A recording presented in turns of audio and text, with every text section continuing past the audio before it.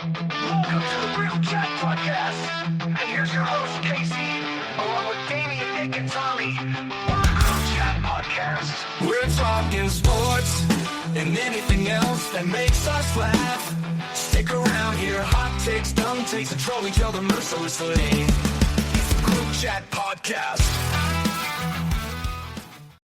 Good evening. We are live here on the Group Chat Podcast on this Thursday night. Casey just clear here. We got half the crew.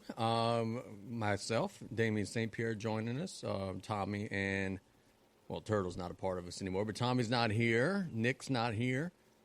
And we're going to be having some fun today. This is going to be, it's going to be a little different. We're off the cuff. We don't necessarily have a script per se. We're going to be rocking and rolling and talking about some things happening in the world of sports. We have Freezer Burnt, who will be joining us at 45 after. Let's see. Are we good? I see the subtitles. Oh, yeah. You good? Yeah. Maybe it's just me. Yeah, cool. We're good to go. Yeah, look, a little testing tonight. Casey and I like to get together. We're going to be chatting in our regular, actual group chat anyway, so why not bring it to you guys, have some fun. Did we talk about our guest? Yeah, I was just getting to it. Freezer Burn's going to be joining us. Freezer Burn is fighting Tomorrow. Okay, I knew it was coming up. So Freezer Burn is 24 hours away from getting that dub. He's going to be fighting tomorrow, competing, and trying to continue to build his brand, trying to get that name out there. We're going to be chatting with him. Always love having him on. We're going to be looking forward to that. I did this earlier today. If we get to it, we do. If not, that's okay too. I asked ChatGPT, I said, Chat, give me 100 random-ass questions. I literally said it just like that, random-ass questions. Some sports, some pop culture, some about life, some about whatever. Going to be having a conversation with a good friend. I haven't looked at them. I hit, go, and it's close the app. I haven't looked at any of the 100 questions. So we'll sort through them. Obviously, I'm not going to go through all 100, but I'm sure there's going to be some good stuff in there. And we'll be doing that. I got an idea, too. What's up? Build your starting lineup, all-time NBA. Oh, okay. That's something I saw earlier that I thought we could get into. And anybody notices we are on air. Yes, we are on air. A little studio revamp. Yes. Never hurt nobody. Yes, indeed. So let's talk a little sports off the cuff right at the top. We had... Or let's go local. Let's start local. Or all-region high school basketball teams. Let's talk about that. Give some attaboys and some attagirls, because I know there's a lot of attaboys and attagirls to go around. Or let's start with the boys. The boys basketball first team, all-region team, as voted on by our local media. Jaden Coleman takes MVP. First team, Parker Jennings of Central Catholic of Morgan City. By the way, Jaden Coleman of Vanderbilt. Parker Jennings of Central Catholic of Morgan City, Terrence Petrie of South Lafourche High School, Hudson Gotro of Thibodaux High School, Jason Kolar of West St. Mary. They made it to the top 28 and were very, very good. Gregory Johnson of Patterson. That's the first team. The second team, Trevonta Aldridge of the Ellender Patriots, Jaden Carter of CCA, Saman Green of Assumption, Justin Ward of HL Bourgeois, Jace Johnson of Terrebonne, and Tyler Mingo of Central Catholic of Morgan City, with Coach Ree Case taking the Coach of the Year honors.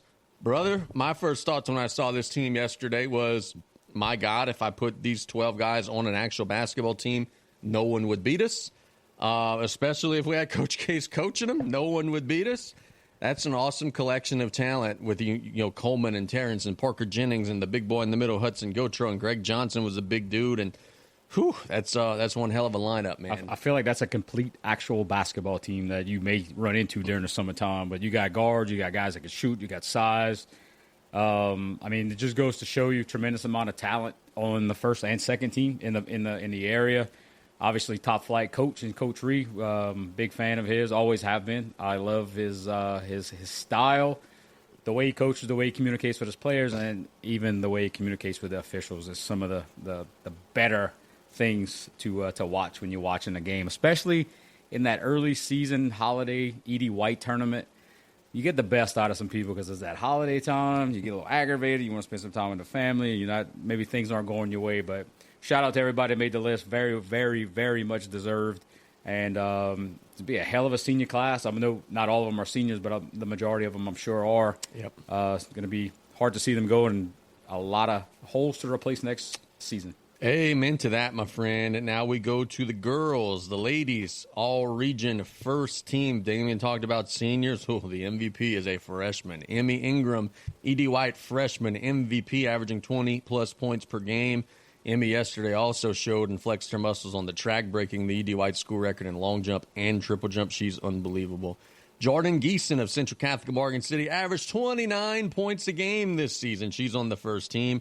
Tiana Stewart, a nickel signee from Vanderbilt. Journey Johnson, waiting to hear where she's going to sign of Vanderbilt, also on the first team. Kaylee Pierce of Houma Christian School and Nyla Lyons of South Lafourche High School, all unbelievable players. On the second team, Sanaya Stokes of South Terrebonne, Azira Garrison of Berwick, Kylie Johnson of E.D. White, London White of Terrebonne, Terrian Robinson of Franklin, and Jayla Thompson of H.L. Bourgeois with Coach Cassidy Barrios of Terrebonne winning Coach of the Year. And, brother, you talked about on the boys, it was a very senior-heavy group. Guess what? With the ladies, not so much. Emmy's back. Nyla Lyons is back. I think the Geeson kid at Central Catholic is back. The Garrison kid is back. Kylie Johnson is back. London White is back. Jayla Thompson is back.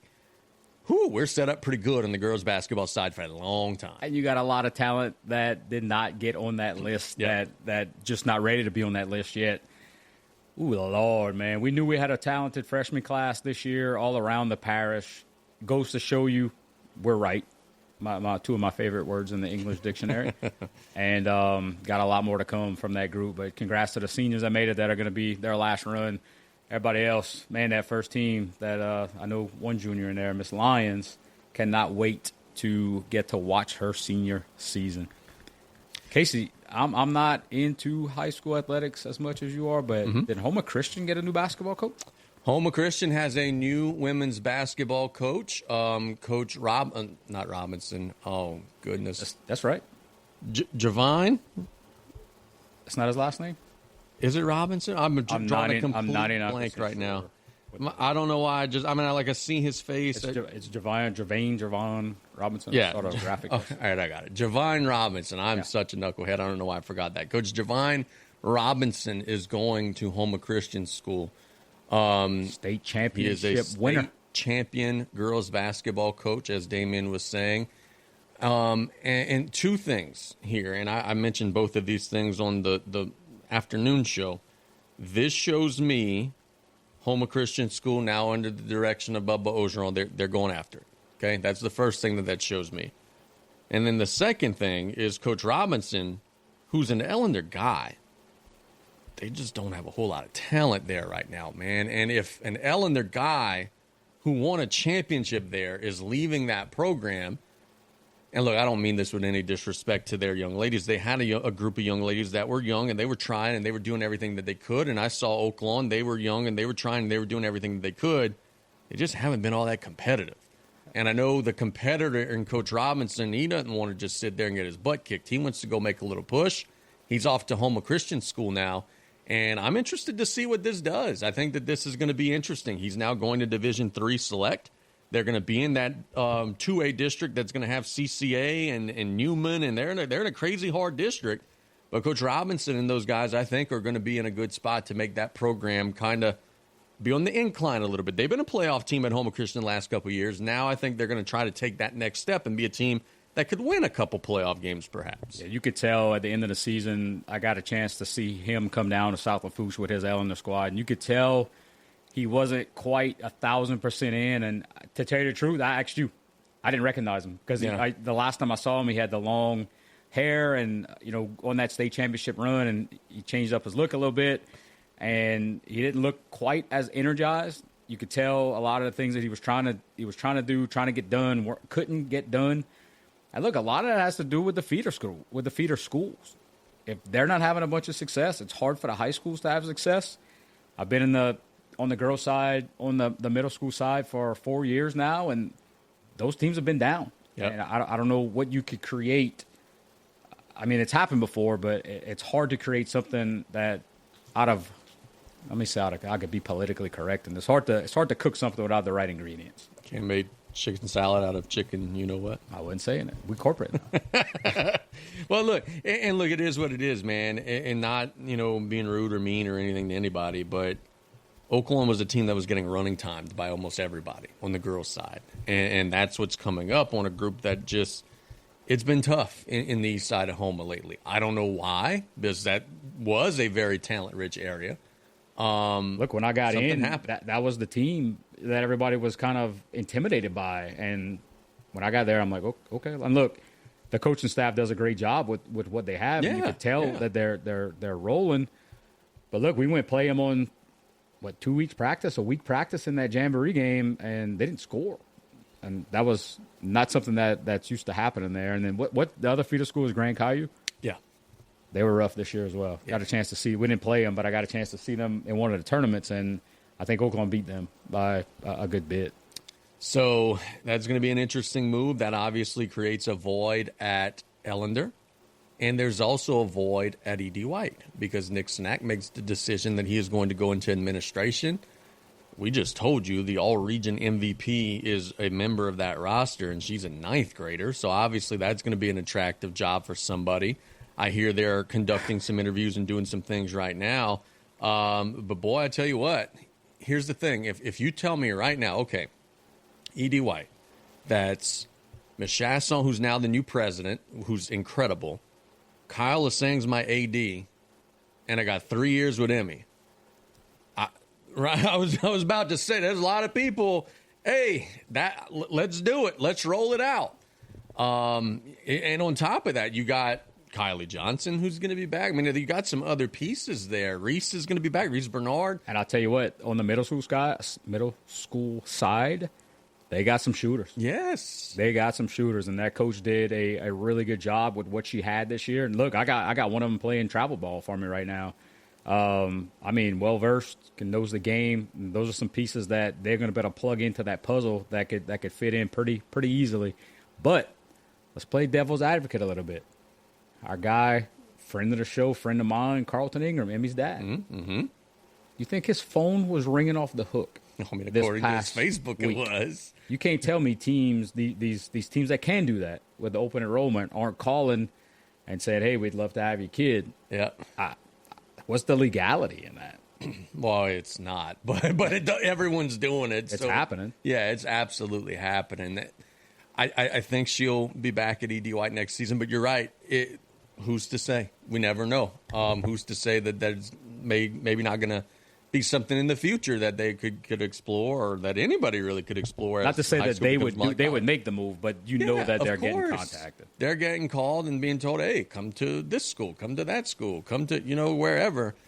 And if I were a school that was in a position to receive players, guess what I would be doing? I'd be saying, hey, you got 3 years of eligibility, come over to my school. You just want all-region MVP, come to my school. Yeah, hell yeah. I'd be out at Ember drinking some espresso martinis with Carlton, for sure. Absolutely. Also spinning the local coaching carousel. Appreciate everybody jumping on. We got 10 folks watching us on something we planned about an hour ago. we had news on the Nicholls State University side, and boy, this one hit me like a sack of bricks. I was thinking, like, hey, over the summer we're gonna have this dude like in the studio. Coach Justin Payne, really good friend of ours, a guy who has been at Nicholls for a lot of his life as a player, as an assistant coach. Then he went off to Georgia Southwest, but then he came back. I think he had 4 seasons, had success, did a really good job in his time. And he came on play-by-play right after the year, and he was all in, like, hey, this is what we're going to do. This is how our offseason's going to go. And then we get wind of knowing, okay, the McNeese coach goes to Georgia, all right? So Southland Conference going to the SEC. Then we get the news of KJ Lee, the assistant with Gazzardo at McNeese, does not get the McNeese job because he's going to Georgia also. KJ and JP are really close buds. Like, KJ served in Justin's wedding. Like, they're tight. And then you kind of piece the things together. Gazzardo is offering Justin Payne associate head coach. And I don't think that this person's going to mind me sharing this, but when I talked to Jonathan Terrell about this, just to kind of confirm, hey, is this real? When I saw the rumors, JT told me, he said, look, I had to almost tell him, like, dude, you're taking this job. He didn't want to go. He's like, man, I'm building something here. Money, resources, SEC job, chance to coach against Dawn Staley and Mulkey. And JT told him, brother, you are making a mistake if you don't take this job. He does pull the trigger. Georgia is a state that he has lived in. He's recruited in. He's got the high school connections there from when he was at Georgia Southwest. And now I'm fascinated to see, because you got three Southland coaches, three coaches that I have all of them in my phone. Ayla Gazzardo, KJ, and Justin Payne, all at Georgia, and is going to be competing against Mulkey in them next year. I'm fascinated to see how this looks. I was a little shocked to see it unfold. But now I got a new second favorite team in the SEC, man, the Georgia Bulldogs. Let's go. Oh, Lord. I don't know if I'm going that far. I mean, I'll support them, but I don't know if I'd say second favorite team. But, look, it's got to be a good move. And, look, you know more than I. What do you think the money difference is going from a Nichols head coach to an associate coaching spot in the SEC? More than double is what I was told. I would think so as well. But, look, they know that Louisiana's got a great talent pipeline. I'm sure that had a lot to do with them being added. And coaching's about networking. You never know where folks will end up. And it's the same thing with, who's my guy? Larry Cordero. Yeah. Like, folks like that was at a small school in North Louisiana. Ended up at Troy now, I believe. He's there. And you just never know where you're going to end up. Hey, look, guy sitting behind the mic might be a free agent after next year. Who knows? Who knows where we'll end up? Life takes you to some odd places, man. Let me ask you this. Do you know the replacement? Do you know Coach Jalen Johnson? I know she has done some AAU stuff. I don't know if you've ever had a chance to. I can show you a picture real quick. I have it pulled up. She is married to Coach Joubert at Central Lafourche. Okay. So I think if you see the picture, you're probably going to have seen her around. She has done some AAU stuff, but Coach Joubert is going to be taking over. Let me get this picture so I can show Damien. There we go. You know this young lady? Doesn't ring a bell? No. Yeah.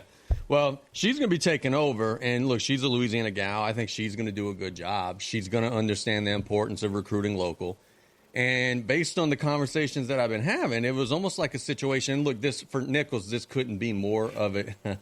Nick's not on vacation tonight. This couldn't have been more of a worse timing for Nichols in terms of the timing of it all. And what I mean by that is, if this would have happened a month ago, you got time to do a search and then finish your search before the portal window opens. Right now, we're right smack dead ass in the middle of the portal window. So from what I understand, it was, all right, we're going to go with Coach Joubert and kind of wanting to see what the reaction of the locker room was. And from what I understand, the reaction of the locker room was, well, all right, let's go. We're going to stay here. We're committed. And from there, they're going to lift that interim tag. That's not known publicly yet. They're going to lift that interim tag. She's going to be there next year. And we'll see how it goes. But I think, from what I understand, Michaela Charles is staying. I think that their signing class, Tiana Stewart and all that, I think they're all staying. And run it back. She understands the importance of recruiting local. Her husband coaches at Central Lafourche. I think that's a good thing. She's going to understand and know the Bayou Region players. So though it is a situation where you lose JP and that really sucks, I do think they're getting a coach in who's going to be trying to build the house the same way. And I think that that's going to be very important. That was something I hope we would not lose, because like we were talking about earlier, there's so much talent at that high school level right now locally that we talked about it on play-by-play a couple Fridays ago. You could almost have a starting lineup in 5 years of all local players, and that's something that's awesome to be able to even chat about, and to have a coach that's bought into that is pretty neat. Pretty neat as well. Coach Joubert at Central, got a couple kids that are playing for him right now. I got a lot of positive reviews on him. It's pretty neat, man. He's doing a good job, especially at a program that's been down as long as Central has. Oh, Chop. Here we go. Appreciate everybody chiming in. We got Garrett, Brooke, Chop, Kyle's in there. Renee, we haven't seen Renee in quite a while. Yep, absolutely. Freezer Burns in there. Freezer Burns, my phone's going to ring a little bit, I guess. This is season 2. I'm now more corporate, so I'm only allowed to say this. Chop, may you have a wonderful and blessed day, my friend. Have the day you deserve, Chop. That perhaps clears it up a little bit better. May you have a wonderful and blessed day. Best of luck to your Pelicans in the playoffs, Chop. If you're just joining us, we are just kind of rolling today. Wanted the audio, check some things. So if we sounded good, let us know. And Casey and I could probably talk to a wall for an hour. So we're going to be here for about an hour and a half, and kind of go from there. Let me ask you this before we get Freezer Burns squared away. A lot of LSU fans are panicking. Far be it for an LSU fan to ever panic about anything and ever overreact about anything. Men's basketball does not yet have anybody recruited or signed, rather, in the portal. No portal commitment. It does not make me nervous whatsoever. Okay, so there's some big chips that have fallen and have come off the board. They do not have any of those big chips. There are some people that are saying football kind of gobbled up all the budget. Obviously, I don't think that's the case because Will Wade wouldn't have left NC State if that was the case. So a lot of this message board panic for naught. Will Wade's going to be okay? I have a bad habit of trusting my coaches way too much in the beginning of their career and then shitting on them. So I'm with Will Wade until something bad happens. Like I was with Brian Kelly from jump, even through some of the crazy crap that he did early on. I'm on the Lane train. I've been on the Will Wade bandwagon, and I'm not going anywhere. There's so many people in that portal. He could figure something out. He's going to figure something out. He's been there before. He's built teams before. He did it 2 years ago. He did it last year. I just don't think it's going to be that big of a deal. Now, we might not have huge splash signings, but I think we're going to get dudes that play hard. I think we're going to get dudes that want to compete and play in his style. There's a certain style of player that will play hard for Will Wade and be successful for him as well. And look, if we lose next year, okay, then it's going to be just like the last 4 years. Like, it's okay if he has one or two hiccups. I think that give him a little time. We could trust that he's going to do it right. McMahon, there was never that level of trust from me because he had never coached in the big conference and had success before. Will Wade has led LSU to the NCAA tournament before. Will Wade has led LSU to the Sweet 16 before. So I've seen him do, and frankly, the year they made the Sweet 16, if not for all the NCAA drama, they probably would have made it even further than that. That was a good team. That was a really good team with Tremont Waters and all those boys there. So yeah, I do think that it's a situation where give it a little time. As Chop said, he's slow cooking. I think he is. I think he is understanding that it's not about spending the big money. It's about spending the right money, spending it on the right pieces, guys that might even stay multiple years. And I think that, look, dude, here's the thing. Multiple years. No, that's a little far-fetched. Right. Here's the thing. You ain't getting Will Wade, Stansberry, and Damon Stoudemire all on a staff. Johnny Jones on top of that. So 3 former head coaches. Don't like that, by the way. You don't like Johnny Jones? As an assistant, I think it's okay. But you don't get 3 former head coaches at the Division I level to go agree to be assistants to just go lose and not have any money. Like, they have something up their sleeve. We just haven't seen it yet. Trust the general, man. You got to trust the guy that's bringing you to battle. I'm with him. He, like you said, he's done it before multiple times. He knows what it takes to win, and that's what's going to get done. You mentioned Damon Stoudemire. Did you get a chance to watch the Jailblazers on Netflix? No, it's on my queue. It's the next thing on my queue. Lord, I did not realize what a disaster Rasheed Wallace is now and was then. My God. And to think, like, if not for some NBA conspiracy stuff, like, they would have beat the Lakers and won championships with that crew. There might have been a magnet in the ball in Game 7 when they lost. They were up 16 or 13, something like that, and they came out and missed 13 straight shots to start the quarter. So let me ask this, okay? Do you think, knowing that, hey, look, when you're in the fraternity, the word gets out. Everybody in the league probably knew, hey, this is a cluster, of epic proportions. Do you think one of the reasons why the NBA didn't let them get to the top of the mountain is because they knew, hey, we can't have these guys as our champion? I think it had something to do with even the city that they were in. They're such... We'll get political for a second. Such left-wing idiots. Not in Portland. They were talking to a couple fans. They were saying, we'd rather lose and have a team that we could support.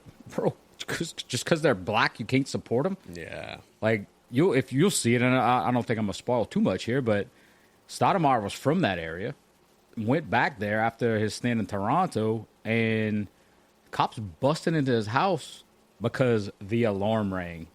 And after that, like, he didn't want to be there anymore, and that took a big-time effect on him. And I don't know, man. It's just weird how you could believe in such great things on your side of the world, and then actually when you're acting and having to execute on things, it's not exactly like you wanted to believe. That's if you got the ability, Jailblazers on Netflix. is a pretty damn good watch. Next up on my queue, I will be watching that at some point over the weekend. Really quick before we get Freezer Burn, LSU had a scrimmage today. Lane Kiffin didn't say it like this, but the reporters did. It was an interception fest. Is LSU's defense just extremely badass? They should be. They return a lot. They got a lot of key pieces in the portal. Sam Levitt's not there. The LSU offense is maybe a little shaky, still learning some stuff. So, or is it time to slightly worry about the offense, or until Sam Levitt is there, we can't put any stock into anything that's happening? I feel like we had the same conversation last year at the same time when LSU started practicing. They're not moving the ball. And, I mean, obviously we did have some issues, but I think we're going to be okay. A lot more firepower, a lot more knowledge in that offense this year. Kiffin did say, like, hey, look, our defense is badass. Like, we're going to be very, very good in that unit. So I tend to agree with Damien there. And the next time Lane Kiffin has an offense that's not good will be the first time. So I do think that they'll figure it out. I love the emphasis on running the ball, and you do hear some things that they're piecing together. So we go to the phone lines, and we welcome one of our friends of the program here, Mr. Freezer Burn, who will be joining us just 24 hours away before he's knocking somebody out. Freezer Burn, what's good, brother? How we doing today? Oh, doing well, man. Good. Happy to hear from you. Oh, yeah. I've been training a lot for this fight, getting my cardio up. So tell us about it, brother. You are fighting tomorrow. Where at? Against who? Like, give us the rundown. Give us the lay of the land. Yeah, I'm fighting tomorrow in Gretna at the Mellot Center. It'll start at 7:30. I'm fighting C-Red as the main event for the trash-talking belt. Oh, you got a belt on the line. Yes, sir. So give us a rundown of C-Red. I'm not familiar with what he does. All right. And how did this fight come about? Well, at the last Bayou Brawling 4, when I commentated the fight, C-Red had called this, I'm Live called C-Red out on his Hold the Mail guys podcast show. And so they had the main event then. Well, after the fight happened, C-Red told the Mayo off and told him, I told you I would win. And then when he went to dab me off, he said, you're going to be next, Freezer Burn. Ooh. And when he told me that, I just stood up and I told him, no, you think so? And then that's how I kicked off. And then I called the Hold the Mayo podcast show, and I called him out on it. Okay. So hey, look, let me ask you this. We saw your first fight. We talked to you and everything during that time. Have you gotten in the ring since then? Yeah, I've had one other fight previous to then, and that one went all 3 rounds to decision, and oh boy, won by decision. Okay, so a little more polished. Tell us about your training and just kind of your experience level and comfort being in the ring. Because that was one of the things that you told us after your very first fight was, look, it's not that I was afraid. I just had never been in the ring before. I didn't have the experience. Now you have a little bit more experience, so talk to us about it. Oh, yeah. I've done sparred a few times at Extreme Fitness and Martial Arts. And they've told me that I've gotten a lot better, since the first time I got in there. I was turning my back a lot. I was doing a lot of things, but I've just matured and I gotten a little better and working on footwork now. Is just about all of the town of Lockport going to be there to support you like your first fight? Oh, yes, sir. They got a whole lot of people coming to see me and one of my partners that's going to be there, Infamous Harry. Okay, so that's awesome, dude. So we got a couple of Lockport guys, man. And look, talk to me about this. You obviously have seen your opponent fight. You were calling one of his fights on the television broadcast. What are some of his strengths and what are some things you have to do to come out victorious? Well, for one, just keep my hands up because he can't really fight. He swung at the guy and missed, and the guy barely touched him, and he, tripped and fell down, and he almost tripped getting into the ring. He ain't got no balance. He went to get in the ring, he tripped over the rope and almost fell down. So we are 100% expecting a Freezer Burn dub tomorrow night in Gretna. Yes, sir. Oh, yes, sir. Most certain. How many rounds and everything? It's 3 rounds, 5 rounds? What are we looking at? We're looking at 3 1-minute rounds. Okay. You going to put him away before then? Is it going to go to decision? What are we looking at? I'm trying to put him away in the first or second round. Wow. Tell you what, Freezer Burns going to be looking the part. We got him some GCP sponsored boxing trunks. In fact, I should go get them. Got the stars on the side, A+, Freezer Burn. Look, I'm hoping you train and I know you're ready, but at least you're going to look good no matter what, my guy. Yes, sir, and I really appreciate y'all, man.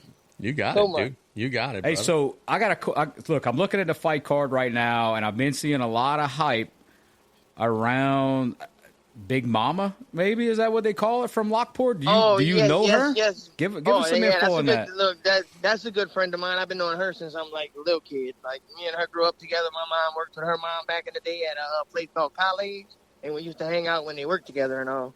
And, yeah, she got a lot of built-up anger because she had an old man to hers or whatever. He went to jail, and when he went to jail, she found all kind of women in his phone trying to hit him up and this, that, and another. So she's, like, really angry and pissed off and thinks she might catch a dove. See, that would be the thing to put together. Put a fight together between Big Mama and somebody that was in her baby daddy's phone. Yeah, that's what she wanted. I was about to say, I saw on Facebook that is what she that's wanted. what happened. Okay. I guess whatever it is. Do you know if she's training or she's just at the house kind of coming off the sofa? She's just at the house, like, coming off the sofa kind of. She keep telling me she wanted to spar with me. I'm like, no, you can't do that. Hey, sometimes you ask and you get what you ask for. Yeah.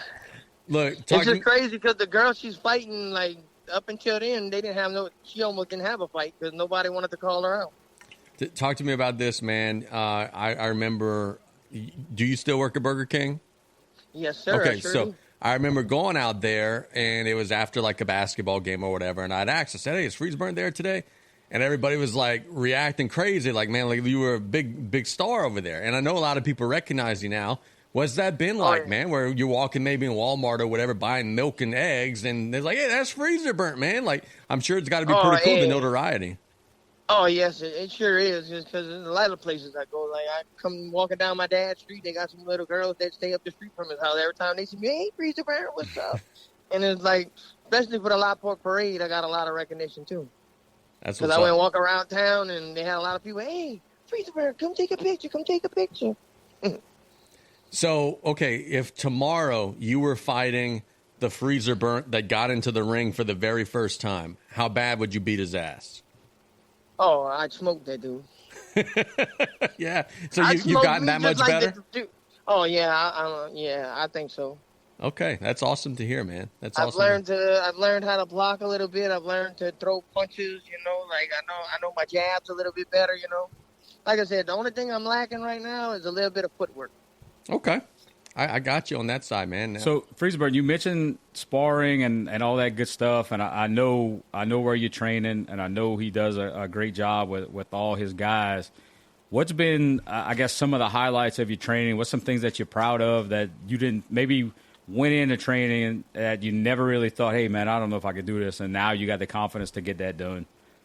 Oh, like I didn't have cardio, and at my house wasn't doing enough like they do at the gym. Like, I wasn't pushing myself enough. Over here, they push you enough, and I actually get a good workout in, and I don't know, it's just a lot different and a lot better.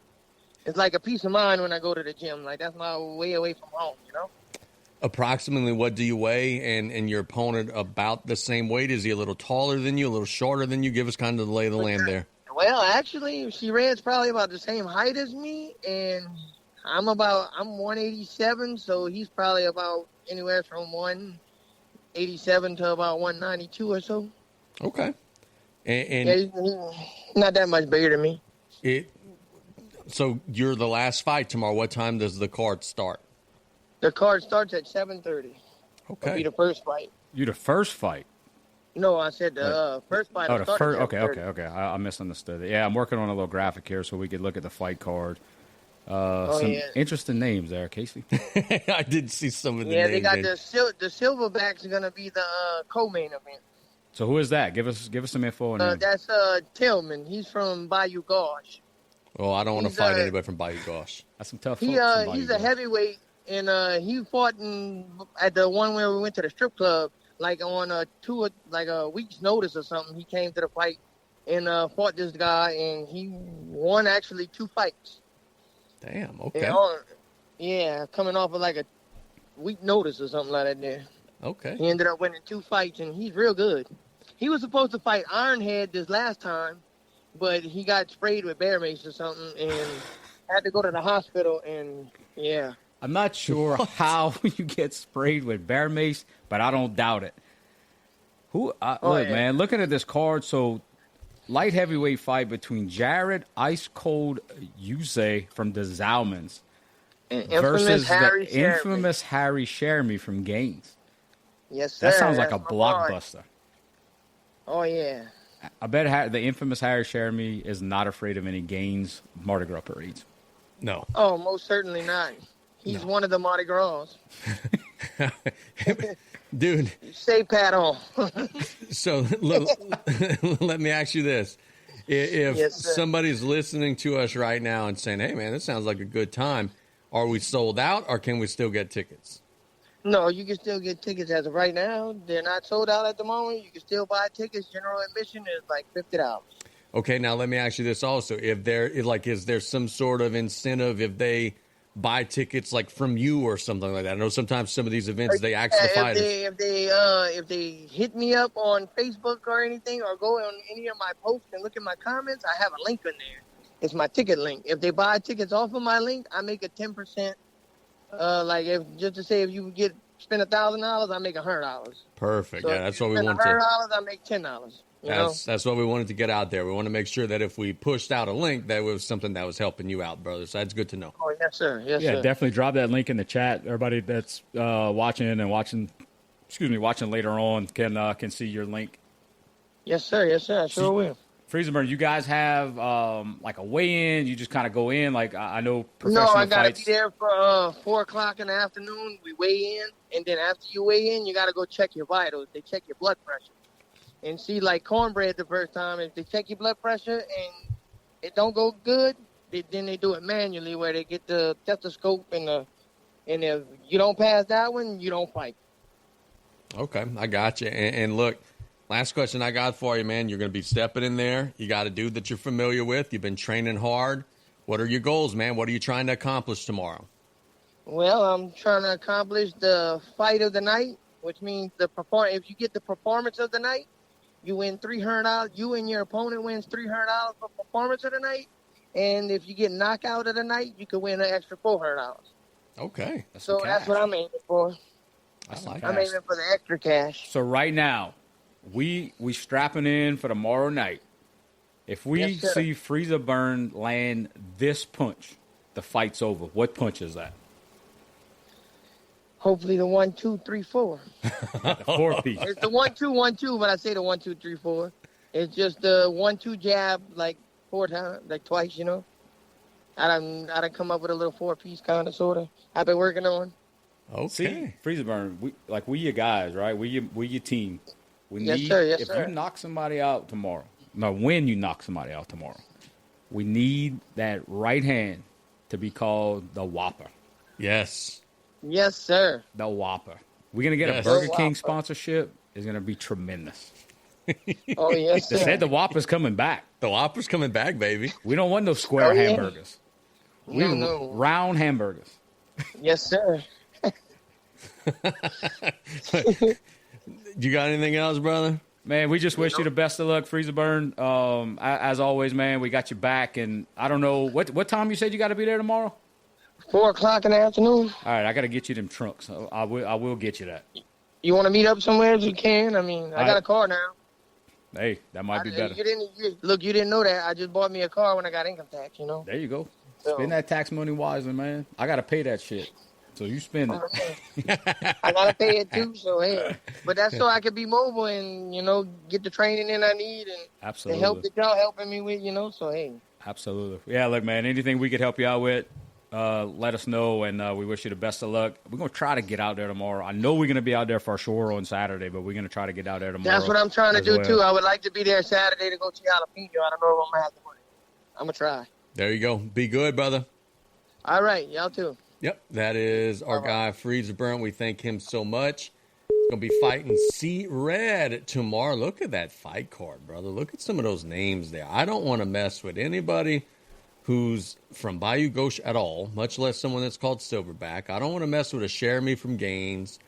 You know what I learned in that interview? I don't want to mess with bear mace. Who's this gets randomly spurry with bear mace? Who has bear mace? That's what I'm saying. Who is close enough to a bear to need to be able to mace the bear?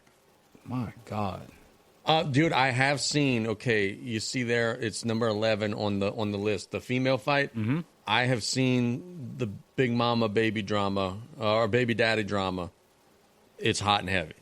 The I'm gonna tell you the video I saw today of Big Mama. She was live, and she was fixing her mouthpiece because she didn't have a mouthpiece ready to go. So obviously, if you've been there, you got to boil it and you got to do all this extra stuff, right?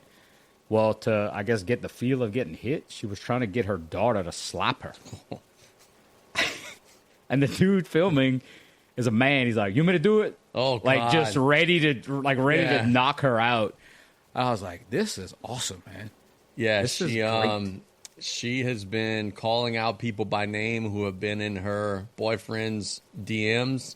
The boyfriend apparently copped some charges, and she's ready to fight everybody. So the problem who she's got tomorrow, that woman might have a problem if Big Mama connects and takes out some of that anger tomorrow over there at Bayou Brawling. So looking forward. Look, I didn't put the entire card in there because I couldn't fit it, but you got a couple local guys as well. If I could find my cursor, this would be great. You got Joshua the Chief Verdon from Houma, middleweight fight number 9, lightweight fight number 8, Kevin the Nightmare Beauvalin from Golden Meadow, Louisiana, taking on the Pitbull from Harvey. And then we also have Kemper Payton. Not familiar with Kemper. Middleweight fight against Thomas Thibault Dufranks from Houma as well. It's going to be fun. It's going to be a fun night. Just in general, it'll be a fun And look, here's the thing. And I think Frieza Burnt would say this. I think the promoter would come on and say this. If you're going over there and you're expecting to watch Canelo Alvarez fight, you're going to be let down. If you're looking to see people just beat the hell out of each other, then this is exactly what you're going to be looking for. There's not going to be the most polished boxers, anything like that. This is going to be people that are going to be fighting for the love of fighting.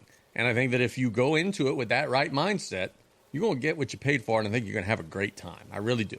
Look, they did it right. They did something that I don't know if in my 43 years of existence has not 42. Sorry, has not been done. You got to fight on Friday. You got the rally boxing is what they call this. You got a bunch of call outs that sell a tremendous amount of tickets that takes a minimal amount of work. You got the professional fights that you have to go above and beyond everything to get done. You paying out your tail, and that's where you want to see those polished folks. That's where you want to go on Saturday. And then if you want to see the future, you go on Sunday because they got an amateur fight. Frieza Burn just dropped his link in the chat. If you are interested in getting tickets, you could hit that link and help out our guy, Frieza Burn. Same dude's doing all 3 shows, Friday, Saturday? All of it. That's really cool. Okay, yeah, that is really cool. I didn't realize that. I knew it was all the same place and everything. Okay, so you get the people who want to beat the crap out of each other on Friday, the polished boxers on Saturday, the amateurs on Sunday. That's really cool. That is a really cool thing. Something different, man. And kudos to them. And kudos to them for getting back with us, giving us some credentials to be able to cover the fight on Saturday night. Let's talk about really quick the fight on Saturday night. We had Zane on in our last show. Nick's an idiot. Yeah, he is. Nick, that's actually called the original chicken sandwich. And that would be the jab. The jab is the OG chicken sandwich, and then the Whopper. Our commenters are going nuts right now. Yeah, this is awesome. Let's talk about Zane for a second. Zane is going to be fighting on Saturday. We had him on the show. And look, I will tell you this. I told it to him. Super proud. He seems to be in a great place in life right now. But here's, I guess, a concern that I would have is that if you're in a great place in life and you don't have a little bit of that anger in you, is it conducive to fighting somebody in a combat sport? Gareth Payton's pretty good, 6-2. He's beaten some guys that we know locally. He's beaten Stephen Lyons. He's beat Antonio Magnella. It's some guys that we know locally. Is there a concern? And is this even a thing, right? I don't know. You know more about this than me, so I'm asking the question. Is there a concern of a boxer doing too well in life and kind of loses their edge? Zane's happy. He's at peace. Is that a problem on Saturday? I never thought about it, but yeah, it could be. It could potentially be an issue because the term fat and happy, that's a thing. Yeah. And that could be positive or negative. I think he has enough with what he's dealt with in the past that as happy as you can be, he's fought his whole life. He's fought in the amateurs. He's fought his whole life as an adult in the professional ranks. I don't know if that is something that you could just turn off. I don't know if that's something that could be dulled down. Yeah, I could see making millions and millions of dollars dull that down. Yeah. But Zane's made some good money, but he hasn't made that type of money. And I think he's got a lot to prove to people, and I think he's got a lot to prove to himself that he is more than ready to dish out to Garrett Payton on Saturday night. Now, okay, so he's fighting the Payton guy. You've seen him. We saw Zane the last time he fought a couple months ago in February. Damn near almost killed the guy he was fighting. So that is an indication that obviously he's not that distracted. So let's talk about it. How does he match up? He's fighting a guy that is more naturally a heavyweight than he is. Zane is bulking up to be a heavyweight. He started off his career much smaller. Payton really don't like to get hit. Who does? Right? My concern for him is going to be Zane. Now, look, I'm just breaking down this fight clip here. Yeah, sure. How often do you fight a southpaw? Zane is left-handed. If you could see Payton right here, he doesn't move his head very good. I could see Zane landing a straight shot right to the chin as he jabs and keeps his head right there in the pocket. That's a move that you don't make at the high level. I mean, if you're looking at it right now, the dude does not move his head out the way of anything. He's just looking to land that one big shot. He, and again, far be it for me to this dude. Right. I'd say this dude would kill me in a second. Yes, but, same here. It doesn't look like he is as fast as Zane would be. Zane could throw 4 or 5 punches before this dude would even realize he got hit once. Zane's faster than the guy he's boxing here in this video. Oh, 100%. So I think that'd be a thing too. Is can Zane time him up? And yeah, and I do think the answer to that would be yes. And look, if you're watching this, the lateral movement that he has is all to the same side. So that's another thing that you could possibly catch him with. In boxing, you don't want to go into the power hand. What he's doing right now is he's going right into Garcia's power hand. Now it would be the opposite on Saturday for Zane because Zane's going to be on the left hand side. But I wouldn't want to get hit with one of Zane's right hooks either. Yeah. He's stationary. I think the game plan for Zane, a positive game plan for Zane on Saturday night is going to be kind of move around the ring, get his feet under him, frustrate Payton where he has to take a chance. And when he takes that chance, you gotta make him pay. You can see he's continuously going to the same side.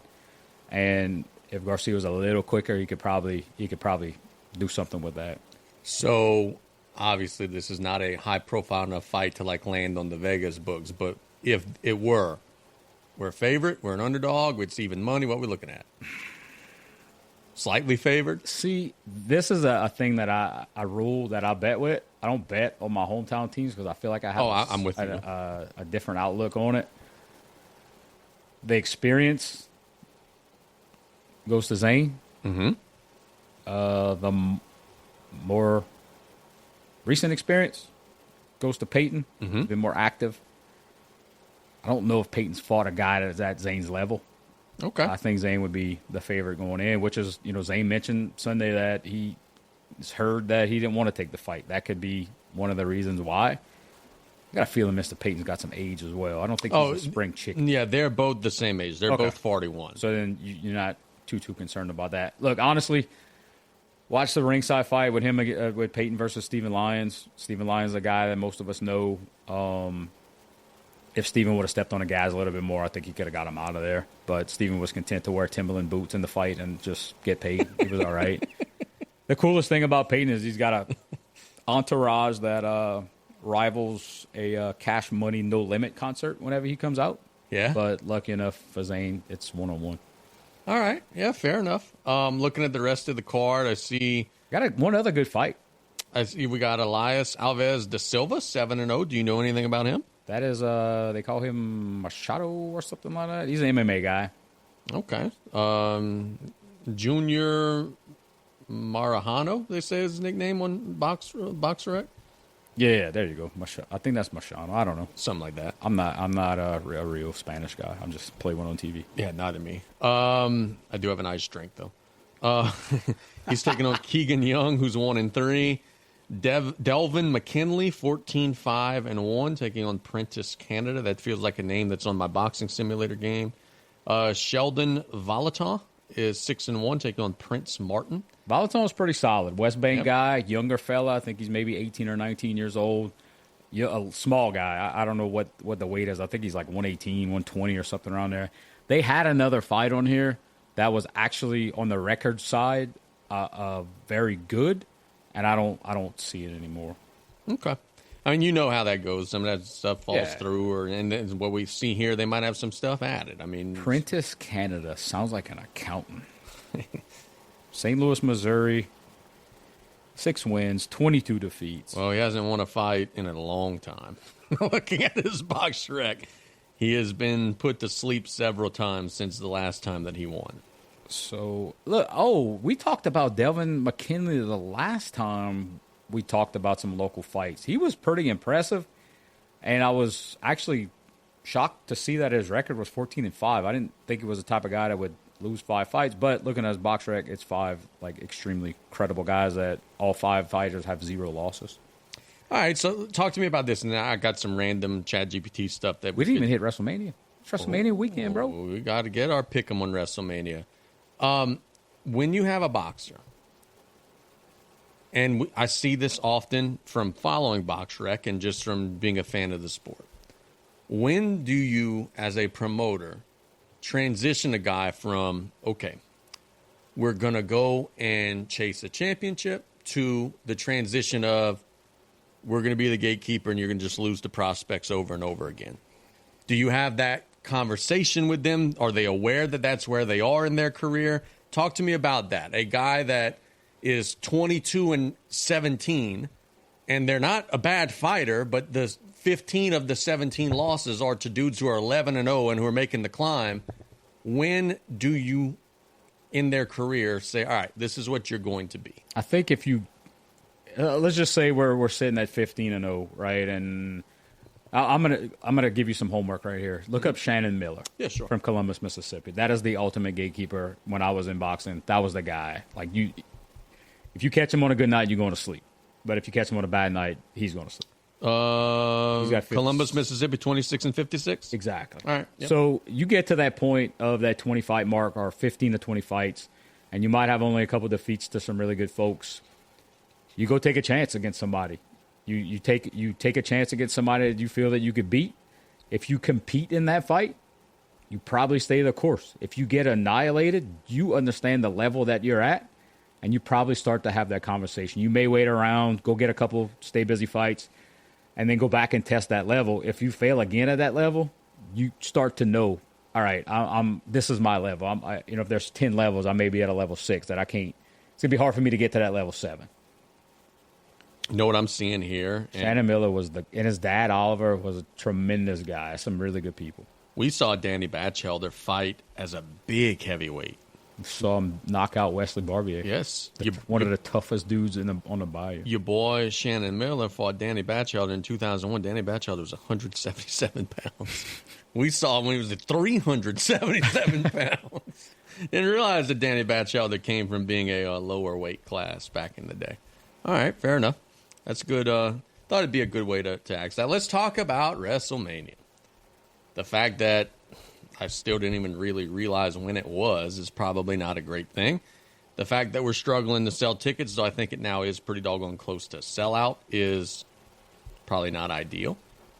But there are some maybe aces in the hole. The Rock is in Las Vegas right now. That is a fact. I saw him today. They got their CinemaCon or whatever. And there's some whispers he might get involved with the tribal chief. Oh, before we go all the way, I had something that popped in my head that I wanted to ask Freezer Burn about. Sure. Can we get Tommy to fight Holdemayo? Oh, I'm sure Tommy wouldn't want to do it. Tommy's undefeated. No, yeah, that's what I'm saying. I'm sure Tommy would want to do it. It's just, can we get Holdemayo to do it? I think Tommy got the right gift of gab to call him out. You know what, bro? We not live. We fucking pre-recorded. Let's go. Who's that said Emmanuel Augustus is ultimate gatekeeper? That had to be Nick. If Nick's all up in the chat, like, what are you doing, bro? So I'm saying, why are you not here? Let's come next door. Right. If you're home, like, just walk across the street, bro. Night 1, Saturday night. We got The Vision, which I thought was a cable company. That's Logan Paul and Austin Theory. And I Show Speed with Paul Heyman facing the Usos and LA Knight, in a 6-man tag. We got Jacob Fatu versus Drew McIntyre. Stephanie Vaquer against, I don't even know how to say that, I think that's what it is, against Liv Morgan. AJ Lee versus Becky Lynch. A fatal four-way women's tag match. Fuck that. I'm not even saying the names of the teams. No one's watching that. Seth Rollins versus Gunther. Cody Rhodes versus Randy Orton with Pat McAfee. If Orton loses, McAfee will leave the professional wrestling industry permanently.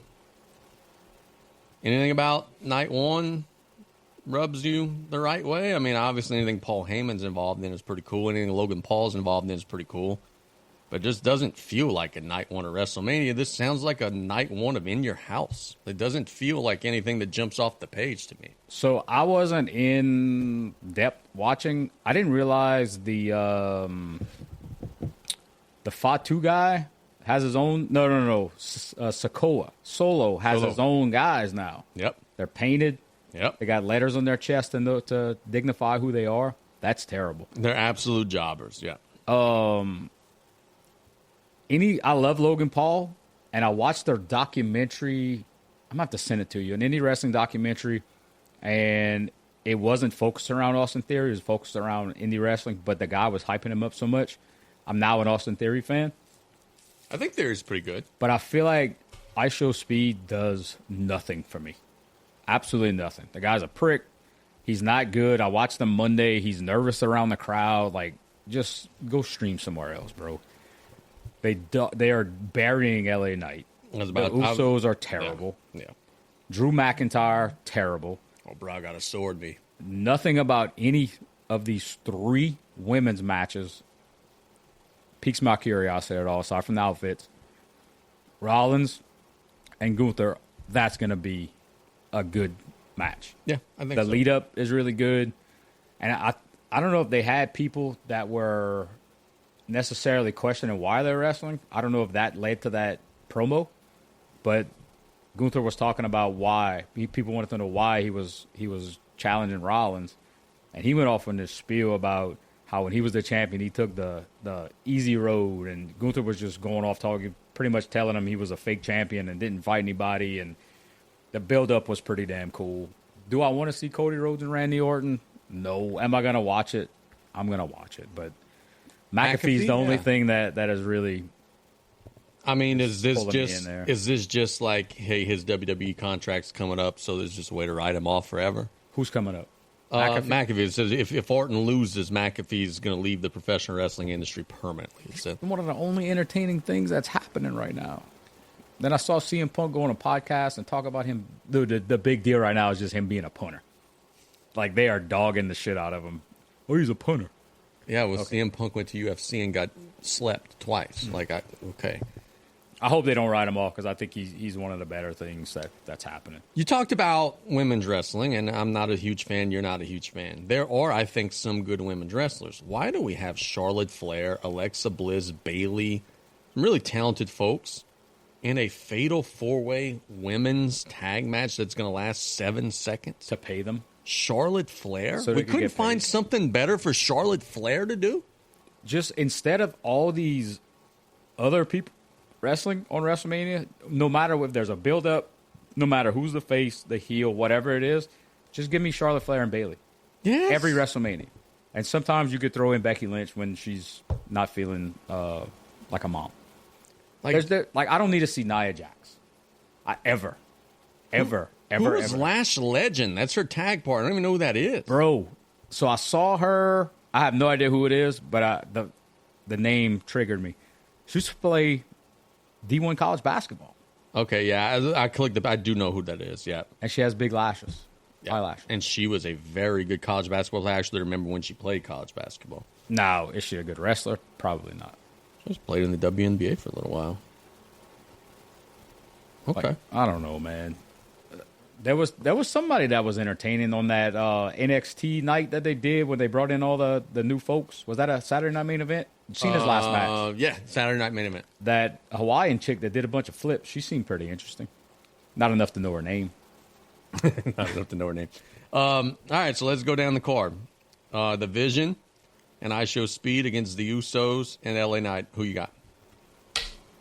They're not going to let the Usos job to iShowSpeed. I think the heels with Heyman. I think the heels are going to win dirty. I think. How about this?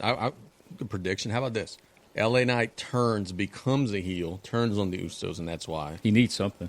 Yeah. Can he come up with like a anti-yeet? I would be okay with that. Like if he just walks down the entrance ramp with his hands straight down like that Seinfeld episode where Elaine didn't move her hands while she walked, that would be fantastic. Jacob Fatu versus Drew McIntyre in an unsanctioned match. Why does it feel like every Drew McIntyre match is an unsanctioned match or no holds barred match or no rules match? Oh, bro, my chest is hairy and I'm not from the United States. He and Jacob Fatu. I mean, McIntyre's going to win. Yes. I don't want to see it, but that's what's going to happen. McIntyre's going to kick him and do his little shtick, and then he's going to break a sword out. And yeah, McIntyre's going to beat him. It's not, again, what I want to see, but yeah. Stephanie Vauquier. Again, I'm probably saying that wrong. I haven't watched. And if I do watch, I'm turning off the women's stuff. Against Liv Morgan, singles match for the Women's World Championship. I'll save you some time. On the next two matches, which are all females, Society loses. That's what happens.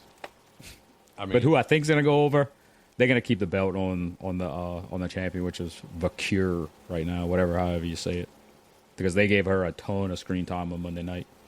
I'm going to go with the champion on that one, but the next one I'm not. I'm on Becky Lynch over AJ Lee. You? AJ Lee is about in the same boat as CM Punk for me. Well, bro, I'll wear Converse. That's my gimmick. I think she's only there part-time. I think she was there just to get a WrestleMania payday. I think. And you're not even a Becky Lynch. You're not a Becky Lynch guy. No, I'm not at all. Yeah, there you go. Big Sol Rucka. She was awesome. Now we got the ever-exciting Fatal 4-Way Women's Tag Match. The Irresistible Forces, Nia Jackson, Lash Legend, versus Charlotte and Alexa Bliss, versus Bayley and whoever the hell her partner is, versus the Bella Twins, who's just getting a WrestleMania payday. Who cares? We have a Women's Tag Team Championship, which I didn't even realize Nia Jackson, Lash Legend have that. Are the champs going to retain, or will someone else win the title? I'm not ever going against Charlotte Flair. She's the best, and her ego's big. So I'm gonna go there. Well, I'm gonna go against you just on this. They've been teasing the Charlotte and Alexa breakup. I think we might see it Sunday. I think that might be how they don't win. It ain't gonna be the Bella Twins. You know what? To hell, I'm gonna say the champs keep the titles. So let's go Nia and Lash Legend. Do you want me to just tell you the actual results? Yeah, sure. What's the betting odds? Who's heavily favored? That's exactly where I went. Where's the actual matches? Minus 1,000 for Cody Rhodes to bleed. Oh, they got some cool stuff. Fire extinguisher to be used as a weapon is minus 150. That's going to be used in that unsanctioned match. Plus 200 for Paul Heyman to walk out with Gunther to the ring. Why would he walk out with Gunther? So it's plus 200. Oh. Plus 150 for Snoop Dogg shown backstage or in the crowd. Oh, I know why he would walk out with Gunther, because he hates Seth Rollins. Tag team match. The Vision and ISO Speed are underdogs, 375. Okay. Those in LA Knight minus 650. Wow. So they leaning with you heavy there. Fatu and McIntyre. It doesn't have it in order. I go to the championship, undisputed WWE championship. Cody Rhodes is plus 225. Ooh, wow. Oh, Casey, take this. Plus 500. Vince McMahon to be shown on screen. I'm taking that. There's a lot of talk that the old man's about to buy his toy back. There's a lot of talk that the old man, I believe the next WrestleMania is in Saudi.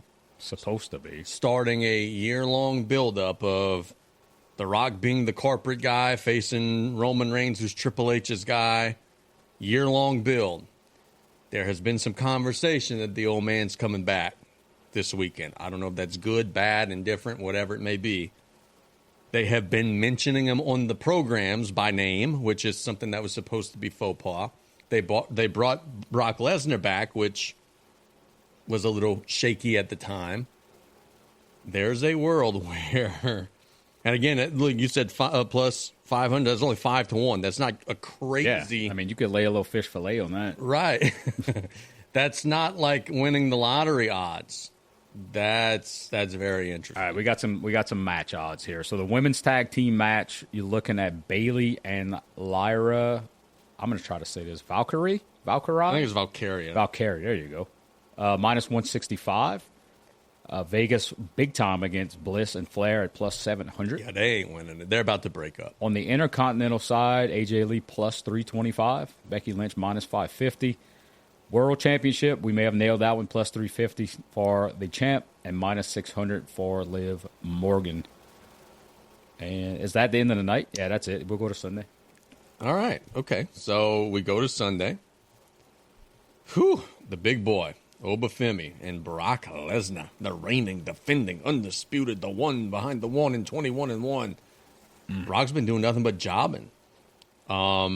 Is this a chance to push Big Boy to the moon, or is Lesnar going to say, you know what, that doesn't work for me, brother? That's my favorite line. I'm going to go over here at WrestleMania. They say Lesnar's about ready to embark on a retirement tour in the next year or so. Obviously, probably Gunther's going to put him away before it's all said and done. I'm for that, by the way, and I love Lesnar, but I think that's an excellent gimmick. So what we going to get at Mania here with the big boy who has been manhandling Brock Lesnar and who, quite frankly, makes Brock Lesnar look small? He's not bad on the mic. I was concerned about that, and he came out in a shirt that The Rock would have wore in the mid-'90s, and he wasn't terrible. It could be way worse. Vegas has him minus 300. Brock plus 200, which is not crazy. That's probably, the next match is a little closer than that, but man, I can't go against Brock. Brock can't just job it out at WrestleMania. He beat The Undertaker at WrestleMania. Yeah, I hope. Look, I get it. This dude's your future, but that's all the more reason why it's okay if it doesn't go his way this time. Cody lost to Roman the first time. Like, it's okay to lose every once in a while. I'm going Brock. I hope Brock wins. I don't think he's going to, but I'm just for the sake of this, I'm going to pick Brock. You know what? I don't think I'm going to go and make my official pick as it's going to be kind of a no contest because they don't want to hurt either one of them. And I can see that. Neither one of them is going to be a shitty finish with you know Heyman what? doing something. I actually could see that because they've been killing each other trying to sign the contracts and stuff. I could see it being like a no contest. Yep, that's where I'm going with that. 6-pack ladder match for the WWE Intercontinental Championship. Penta is the champion versus Javon Evans versus Dragon Lee versus JD McDonough versus Rusev versus Rey Mysterio. Why is Rusev in there? Dude, this is... Look, the WWE Intercontinental Championship was once held by the likes of like Mr. Perfect, Bret Hart, all some Who's legit the longest dudes. reigning Intercontinental champion? Honky Tonk Man, baby. That's what he would tell me. Absolutely. He's the best Intercontinental champion of all time. Honky Tonk Man, baby. Now to see it be relegated to a throwaway 6-pack ladder match just to get veterans like Rey Mysterio a payday. Little disheartening. JD McDonough is fucking terrible. I like JD McDonough. Oh, he's terrible. What? This is bad. Like, I don't know who's going to win. Rey Mysterio is not going to win. Rusev's not going to win. Who are they pushing to the moon? Who do they want to see, Casey? That's who's got the best odds. The guy they've been got the rocket ship tied to his ass that can't speak English. Penta and Dragon Lee, I would think, have the two best odds. Dragon Lee has the worst odds. Come on. Plus 1,600. Penta is the leading Vegas favorite at minus 145. Yeah. They're pushing him to the moon, man. He's the champ right now. Yeah, he's going in as the champ. Yeah, he doesn't do it for me. You got Rusev plus 1,200, JD McDonough, my guy, at plus 1,400. So Dragon Lee's actually got the worst odds. Jay Cargill and Rhea Ripley. These are two physical specimens. Rhea Ripley could work. Jay Cargill, not as much. She is the women's champion. I think Rhea Ripley could get a match out of her, though. I do think that of the women's matches on the weekend, this is probably the one that I would be looking forward to the most. I don't know what the odds would be here, because I could see Cargill getting like a big signature win and beating Rhea Ripley and kind of catapulting into like that Goldberg rank. I could see Rhea Ripley beating her, and then the company just saying, hey, Cargill can't work, man. We got to get the belt off of her. So officially, I'm going to pick Cargill, but I could see this one going either way. I want to retract my statement from earlier. I would like to see Rhea Ripley on television at any point throughout any women's matches. Throw her in there with Bayley and Charlotte Flair, and I'll be a happy man. She is favored, minus 450 to win that match. I don't know if I've ever actually seen Cargill wrestle. It's about like Goldberg. If she's not just manhandling somebody, it's. I mean, she's a physical specimen. Like she looks the part. Oh yeah. I mean, she's torn to shreds. Ripley is someone that a lot of folks connect with on the male side and the female side for various reasons. She's the type of person that they need to have as champion right now. I think so. I think that could bring a little sauce to the women's brand that desperately needs it. Sami Zayn and Trick Williams for the WWE United States Championship. Trick Williams is very athletic, but he kind of is in that AEW mold of just like doing Cirque du Soleil. It's not my cup of tea. Sami Zayn, I mean, he's had his moments, but his gimmick and character has changed so many damn times. This is for the United States Championship. Sami Zayn and Trick Williams. The Damien St. Pierre odds are going to give minus 5,000 to Sami Zayn to just take a beating and continuously come back, and is going to act like he's dead, come back from the dead, take a couple close 2 counts, do nothing and lay in a corner for a while Trick Williams does a bunch of flips, and Sami Zayn come out as the winner. He's sitting at plus 190 right now. I'm going to nail that. You said Sami Zayn is minus. I'm sorry. Yeah. I'm sorry. I that was backwards because it's in an opposite column. Trick Williams is minus 290 to win. Ooh. Sami Zayn plus 190. Wow. Okay, so Trick Williams is the favorite there. I'm going to pick Trick Williams. I do think it has a chance to have some high spots in this match, but again, I like Trick Williams. I do really think that he just needs to slow down a little bit. I sound like an old wrestler who used to sit in a headlock all day. But he doesn't sell anything. So I think he's going to be better as the years go on. I do think he's going to beat Sami Zayn. I think he's going to get a WrestleMania moment. Am I wrong on my Sami Zayn assessment? Oh, how that no, match is going to go? Every freaking no. match is like that. He's getting destroyed. He's taking a million German suplexes. He's laying on the mat, and then he's finding a way. Yeah, it's you're going to get I'm in the corner, and he's going to pull himself up on the second rope. Oh, my God. He looks homeless. Finn Balor, the Demon. It ain't just going to be Finn Balor. It's going to be me. I'm a devil me. Facing Dominic Mysterio. Dominic is jobbing immediately. This is going to be a slaughter. But we've talked about this in our actual group chat. Dominic is going to get killed in this match, and he's going to come out smelling like roses because of it. What are your thoughts? Is there anything different? Is there any world where Dominic could pull who was it? Yokozuna when he beat The Undertaker in the casket match where every heel on the roster sat on the coffin so that they could get is there anywhere where Dominic pulls this off? I don't know why you jobbing out Dominic like they are right now, but Finn Balor, another guy that just, oh, bro, paint my body, and I announce it. Usually at the beginning it was cool because he would only do it for big shows, but now you're announcing it, and I don't know. He's boring. Doesn't do anything for me. The fact that he's a former world champion is a nightmare for me. So, trying to see if my Dominic Mysterio hat's going to be in on time. Hey. It's on the way. Dude, that F5 shirt, that's legit. That's why I went to WWE shop. That's really creative. So Vegas says minus 700 for Finn Balor. So you're right on. Yeah, Dominic has no fucking chance to win that. Now we go to the World Championship match for the World Heavyweight Championship. CM Punk and Roman Reigns. Punk has held the title for a couple of months now. Roman Reigns obviously had almost a 2-year reign. I think it might have even been more than 2-year reign. Has said, hey, I want to get it back. These two guys, I think real life, don't like one another. Sometimes that creates chemistry in the ring. Sometimes it doesn't. In this case, I think it's going to be doesn't. I think this is going to be a sloppy match. I don't know who's going to win. I'm going to pick Roman Reigns to win, but I guess a lot of that's going to come down to, is he willing to, not be a part-timer and show up a little more? Or is he going to just be kind of a seasonal champion? I don't know. I'm picking Roman Reigns. I'm desperately hoping Roman Reigns. It would disgust me if CM Punk beat the Tribal Chief. What say you? Vegas is currently doing this. Oh, amen. Minus 250 Roman Reigns. I will never pick CM Punk because I think WWE is crap when he's on top, and rightfully so, because this has the potential to be one of the worst WrestleManias in a very, very long time. I'm hoping we don't get... Was it last year where we had a crazy Saturday and then nothing happened on Sunday? We just kind of went, let's just take the break. Let's see. I want to say last year nothing happened on Last year, night one, we had. Well, why can't they just show me in it? Like, it says night one. All right, hold on. Why are you searching? Big said this is going to be the best match of the night. What match we talking about? I missed the comment. I'm sorry. Oh, yeah. So, night one last year, we had Seth freaking Rollins beat Roman and CM Punk in a triple threat. Tiffany Stratton beat Charlotte.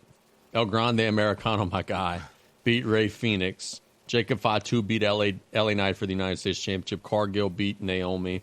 The New Day beat the War Raiders. What happened to the War Raiders? I think they're good where they are. Jey Uso beat Gunther to win the championship. And then on Sunday... It must have been the year before. Sunday's when we had Cena win the championship and beat Cody and took the title and said he was going to ruin WWE and all that good stuff. But I feel like something happened after the match, or I don't know exactly what it is. Now, either way, there is a lot of talk, and I think most people would agree that on the surface, there's not a whole lot of star power in this. We usually see celebrity. We usually see box office. Knoxville comes out and does a Jackass theme match, and Snoop Dogg is there, and we usually see all sorts of WrestleMania celebrity. There's none of that advertised this year. Right, you got I Show Speed. There is talk, however, that WWE has heard that, and there's going to be some Easter eggs, like an appearance from The Rock or whatever it may be. Are we going to come into this with the bar set low and they climb the ladder a lot? Or is the bar going to be set low and they're barely going to clear it, and next time we do this show together, we're going to be shitting all over everything? I don't know if we could climb out right now. It's bad. And there needs to be some change. What is Triple H's famous saying? It's a new era. Baby. Every pay-per-view. I think it is what it is right now.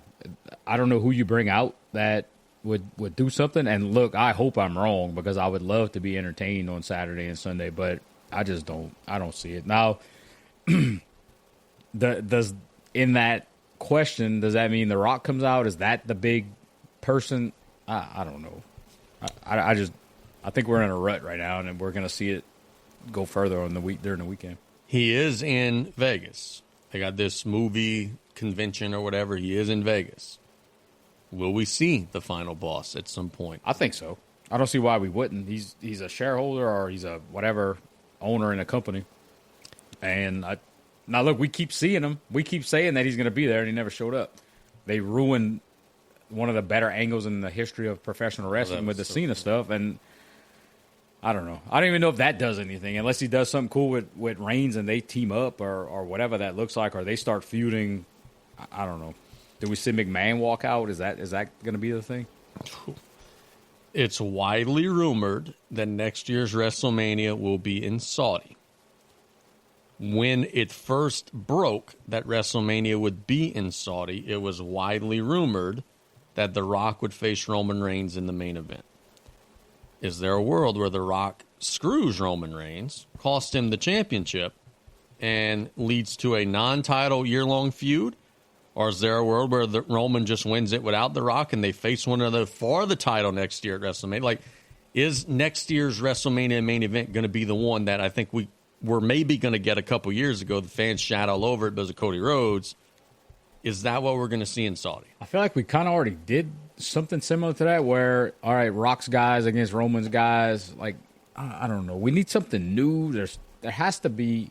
Like, these people get paid a ton of money to come up with this stuff, and I feel like if I devoted my entire life and people paid me to do it, I could probably figure some of this stuff out. I would rather see them on the same side and just destroy the rest of the Samoan dynasty, because there's so many of them dudes now. It's hard to even tell who's who and who does what beside the letter on the singlets. That was terrible. I'd rather see them on the same side, clean it up, and go separate ways once it's done. But where do you go from there? That part, I don't know. They don't pay me enough to know that. Now, look, last question I have for you on the wrestling front. The first hour of both nights are going to be broadcast on free TV, ESPN, just regular old ESPN. That's where Lesnar's going to be. That's where Logan Paul's going to be. Why not put the women's matches on there? Oh, yeah, because nobody cares. That's exactly right. No one would want to watch the rest of the show. So, with that having been said, it has caused a situation where ESPN is now like covering this stuff, but they're covering it not as a work, but they're covering it as a shoot. Are you comfortable with that? When you go to ESPN.com and you're seeing, like, hey, man, like we got Cody Rhodes versus Randy Orton, and they're treating it like they would Canelo Alvarez versus Terrence Crawford. So I haven't seen it. So they're covering it like an event that is just two dudes going against each other type of deal? Like no Pretty much, angles but because it's like now that? on their platform, it's like, hey, bro, this is the real deal. Let's go. I'm okay with that. I think that brings in a different type of fan that just wants to watch for the product and not necessarily maybe the storyline or watch for who it is. Cake said The Rock may get involved because CM Punk's been talking. CM Punk did, oh, bro, I did a pipe bomb because he took his shirt off. That was terrible, too. All right. I kind of like it. I kind of like that. It's different. That's part of Triple H's new era. We'll see. I'm looking 5.0. forward to it. I'm looking forward to it. And we'll see if McAfee's still there. We'll see how Lesnar does. We'll see who the champions are. There's some good potential things that could happen. Yeah. There's just a lot of crap. Look, my boy Jason Papers just mentioned screaming at, they had Cody on First Take or whatever the show, and it was just like a regular, oh, hey, you trying to win the championship this weekend. Like, what's your approach? How's your fight camp going? And it's a little interesting. They had one of the Usos on some podcast with the rapper that had one good song, Cameron. And he's like, I don't know why you can't get me a WrestleMania Sunday guy. I'm hitting it with all these WrestleMania Saturday guys. And they did this whole attack thing. That was such bullshit. So, last thing I would like to do with you, good sir. Earlier today, I teased it earlier in the show. I asked ChatGPT, just give me 100 random ass questions. I'm going to sort through them. This is the first time I look. This is the first time I open the app. I have 100 questions here. First time I'm seeing any of them. No wheel? Pretty much the wheel. So it's going to be corrupt as hell. All right. Rapid fire. Who is your first ever favorite band or artist? I could tell you mine. This was Big Steve, AC/DC all day, every day. I want to go with Nirvana. Nirvana? Okay, that's yeah, I probably like my that. favorite one. What television show do you think is wildly overrated? Friends. Oof. Not a fan. Don't get it. Parks and Rec for me. Like you're just a dollar store brand. Office. You want to piss off some more people because that's exactly where I was going. The Office in general. Oh, fuck yourself, dude. The Office is incredible. Do I debut on this? The new Mott's Mailbag logo? Yeah, sure. Yeah, this is our Not Mott's Mailbag brought to you by LaFouche Concert and Events Club. Go ahead. We can keep going. I'll get it going. Let's see. What's the most random jersey you've ever owned or shopped for? Man, random jerseys were our thing. And T.J. St. Pierre had a collection I know T.J. that is unreal. That I owned or that shop. So I could have just shopped for it. Yeah. Just like Googled and went down a rabbit hole. Like, hey, man, I'm seriously thinking about buying this. I'm going to go two here. Antoine Walker and George Mirasan. What was... Armanu Bowl as well. Okay, Antoine Walker. That was make a three-pointer and... Oh, did he dance? I think he used to do the shimmy. I don't know. He's 400 pounds. Yeah. He would backpedal and... Yeah, okay. A lot of guys. Olivier St. Jean. Dude, I could go on and on. That jerseys were kind of my thing. So, golly, this is going to date me. We used to leave the Bayou and go to Super 10. Which is what? I'm not familiar with that. Super 10, it would be right across the street from Noe's. It was like a high-end dollar store in Lockport. Okay. And basically why it was Super 10 is they would get stuff that was like slightly not what it was supposed to be. So it was like name brand stuff, but just like slightly off. And they used to sell NBA jerseys there for like $10-15 because, there was just something slightly off. And I remember I had a Jason Kidd Dallas Mavericks jersey. And I don't remember what Jason Kidd's number was with the Dallas Mavericks, but my jersey had the wrong number. I want to say 5. Well, I might have had like 7. So that is the most random jersey that I have owned, was a Jason Kidd Dallas Mavericks jersey that had the wrong number. I remember walking around school, and I think it was at junior high. We had like a middle school. We had a jersey day whenever I was in middle school. And dude was like, bro, that's not Jason Kidd's number. Well, don't worry about it, bro. That's his brother, Jerry Kidd. Don't worry about the stuff, dude. Next question. Let's see. So we're going to debut our logo real quick. Oh, why is it coming out like that? Let me fix it. Dun, dun. Oh, we got some good ones on here. Oh, okay. What fictional villain kind of had a point? Meaning? Well, a lot of them. Yeah. My godson, if he's watching this, and sometimes he does watch this, we say all the time, how in the hell could Bowser be a bad guy in Mario? Dude is a gazillionaire, has castles. He is always just at home chilling. These 2 Italian-ass dudes just breaking into his shit, blowing up all his shit, and all he wants to do is just, like, marry into royalty. Bowser's not a villain. Bowser's just protecting his property. So, say the question again? What fictional villain had a point? Okay. Meaning, like, the shit that they bitching about and saying it, like, hey, you're actually the bad guy, not me. I think there's quite a few. Man, I'm trying to think off the top of my head.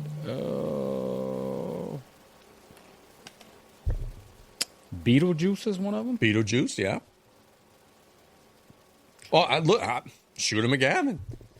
Shooter McGavin busted his ass his whole life to dominate the tour.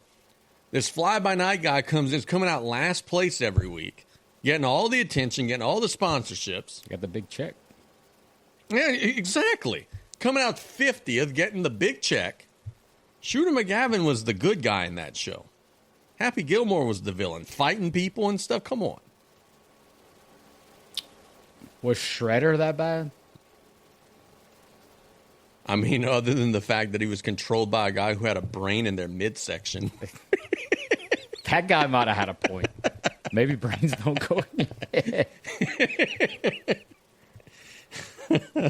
I'm looking at a list because I'm struggling because I'm thinking just cartoons. But apparently nobody watches the movies that I watch. I'm trying to think of sports movies. That's where I was at. The team owner on Major League, she's despicable. She doesn't have a point. She was wrong. The head coach of the water boy on the other team, he was a douche, so he's not right. So I'm looking at a list. How about the Wizard of Oz, the Oz? Oz, yeah. He had mental trouble. He was a little dude. What about, and I see, this is going to piss people off, about the coach on Rudy. Dude's trying to win the game. He ain't worried about playing a little schmuck. I'm with that. Yeah.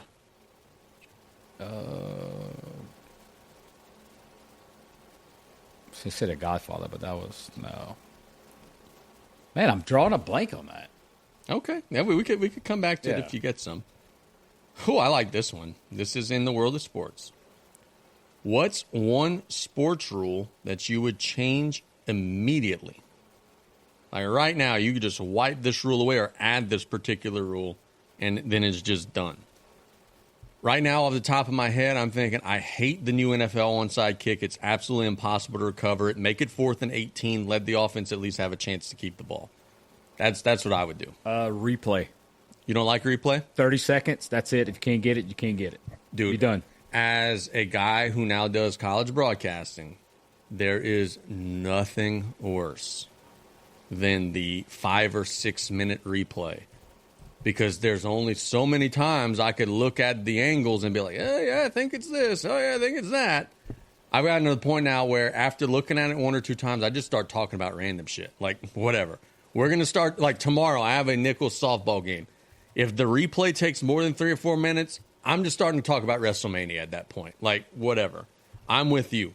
If it's not indisputable enough to where after, like, a minute you can't tell, let's roll. I don't even want that long. I just don't think – I think it's – I know for NFL, I used to be the biggest NFL fan in the world, and now I'm getting accused of not knowing that it was the draft next weekend.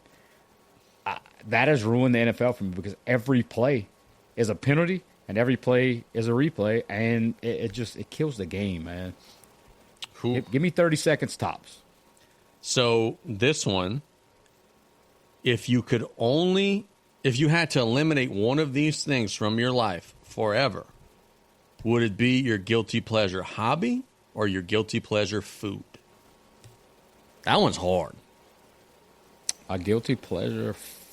So, like, let's say you're a big PB&J at midnight guy. Would you rather never have another one of those, or like never play golf again? Yeah, but golf's not a guilty pleasure. Yeah, I mean, yeah, I know what you're saying, but you know, playing the boxing simulator all night long—that's a guilty pleasure. Food. I'm not giving it a boxing sim. Not. If you don't know what we're talking about, Casey and I jumped, and Nick as well. Nick missed the whole cruise. Yeah. We jumped on this boxing. It's called Boxing Manager. Do not download it because it will control your life for a period of time as long as you allow it to, because it's just addicting. Just spend time laying on the bathroom floor, just twitching while playing the game like a heroin addict. It's unbelievable. The game is incredible. What's Tommy bitching about? Benjamin Case with a good question for you. You see that? Right there. Ooh, Lord, Ben. I'm sorry. I was messing with some of the graphics. And by the way, I just want to shout out that young man there, Benjamin Case. He just sent us a question, what's the best Flash team of all time? And Damien's going to answer that in just a second. Benjamin, unbelievable basketball player in his time. Great athlete, great young man. But another thing worth noting is Benjamin is now a varsity, and this has risen all the way to varsity umpire at the high school baseball ranks. Saw Benjamin at a game earlier this season, did an amazing job. He's going to be good at whatever he does. That's just what he is. But now to his question, what's the best Flash squad you have ever had, good sir? Man, that probably Ben's team. Looking back at that roster, is either that team or one of the first ones we ever put together that just so happened to have two district MVPs on it, with a number of folks on the first team and a number of folks that could just play basketball. But we won wholeheartedly won our first tournament ever with Ben at the helm. Ben, Terrence, Peyton, Abear, Nick Coleman, Landon Araby, DJ Adams was on that team. Meathead was on that team. Like we were loaded, and I don't know if we had top to bottom. Javon, he played at Eleanor. I don't know if we had a team that was that loaded. That top to bottom, I mean, everybody could play. We even had one of the bigs from Miles Roos was on that team. I think that was his name. Yeah, Miles Roos. Now, what about oh my God. What about on the girls' side when you've had like Kinsley and Emmy and Stalia and all? I mean, you've had some horses on the girls' side too now. Yeah, probably that year that we made the run to YBOA Nationals where we came out runner-up. I still say that if they didn't put us a pool game on our bracket day that we would have won that tournament hands down. But you got the two that's at South Lafourche. You got one at Vanderbilt. You got one in Edie White. You got a couple that are coming up. That squad was tough. If you try to take something away, we'll just go to the next option, and you can't stop everybody. So, all right, so just off the top of my head, as well. That's okay. So Emmy, that's All Region MVP. Kinsley, All Region honorable mention. Chubbs, All Region honorable mention. Anybody else that made All Region was on that team? I don't have the list in front of me, but that sounds about right. That's one hell of a squad, man. That's one hell of a squad. Yeah, Ben, that squad was. I remember. I could remember. I'll tell you a quick story. I think Ben had maybe hit 2 or 3. We were at Baton Rouge Community College. Ben had maybe hit 2 or 3 threes, and Coach Deuce slapped me in the back. He said, "Hey, you need to draw something up. We got to keep the ball in that kid's hands. We got to get him some points." I was like, "Yep, you're right, Coach." I remember, and I don't know if Ben even knows this story. I don't even know if he remembers the game that I'm talking about. They were playing, I believe, at a tournament at HL Bourgeois, and I think it was Ben's sophomore year.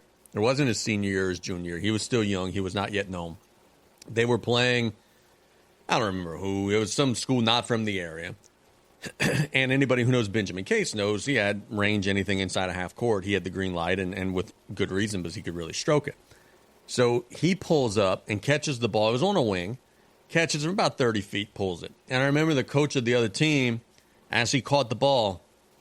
It's all right, man. We'll give him that. Ooh. Needless to say, he didn't say that a whole lot after the shot went through the net and was, Case lit him up for that one. And, unbelievable high school career. And look, I'll tell you another Ben Case story. So, was it Caroline? It was Caroline. Caroline was born on a Friday night, and we went play in a tournament the Saturday. Just so happened to be 10 minutes down the road, so I got to go, right? Shout out my in-laws for going to stay with my wife while she was in the hospital. And we went to the finals of the tournament on the Sunday, and we played EP Elite, which was Alfred Payton's Nike sponsor. Mm-hmm. We beat their ass. And then the next weekend, we face them in the pool, and we go on a 20-point run. I don't know if I've ever had a team that hot. And we had wasted so much energy in that 20-point run, we ended up freaking losing the game. And I was going ape shit. That was the game that they had a air conditioning leak. A.K.A. Terrence had a swim meet, and we were waiting on our point guard. And I found a leak on the floor and told the ref, I said, I'm not comfortable playing this game with this leak. So this is your version of me and Nick about to spill a Gatorade cooler in Raceland. Look, I'm talking about somebody may have spit. And there was an air-conditioned vent at the top. I looked. I said, ref, you need to come check this out. Ref said, man, you're right. I said, thanks, bro. Appreciate it. Fair enough. Tommy has a question. If you could only have Little Smokies or Little Meatballs at weddings for the rest of your life, which is it? It's Little Smokies for me all day, 24/7. Yeah, I'm with that. Dude, Little Smokies are legit. Like, that's underrated.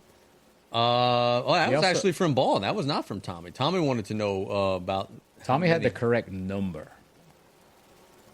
Okay, so, all right. So, there's 3 that fit on a slice of bread to fold. And so, I'm usually good for 4 fold. So, I would say 12 for me. I'm going to say 6. 6? Yeah, because I feel like that is something you want to eat, but I don't think it's a main course type of thing. So, yeah. I'm gonna put that on the side of my plate. If I get 4, great.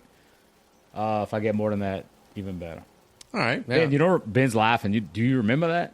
Like, you were part of that. Dude, the air conditioner, man. It's not my fault. Some of the stories, some sleazy things that we have done. And you know what? We're the good guys. Yes, that's exactly right.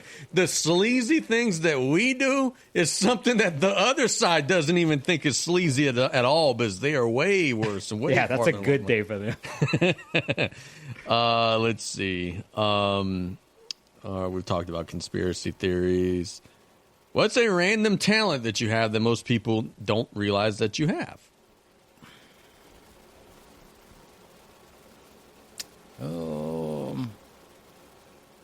I'm good at table tennis.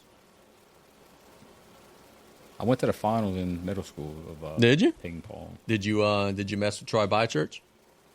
No, I actually saw him today.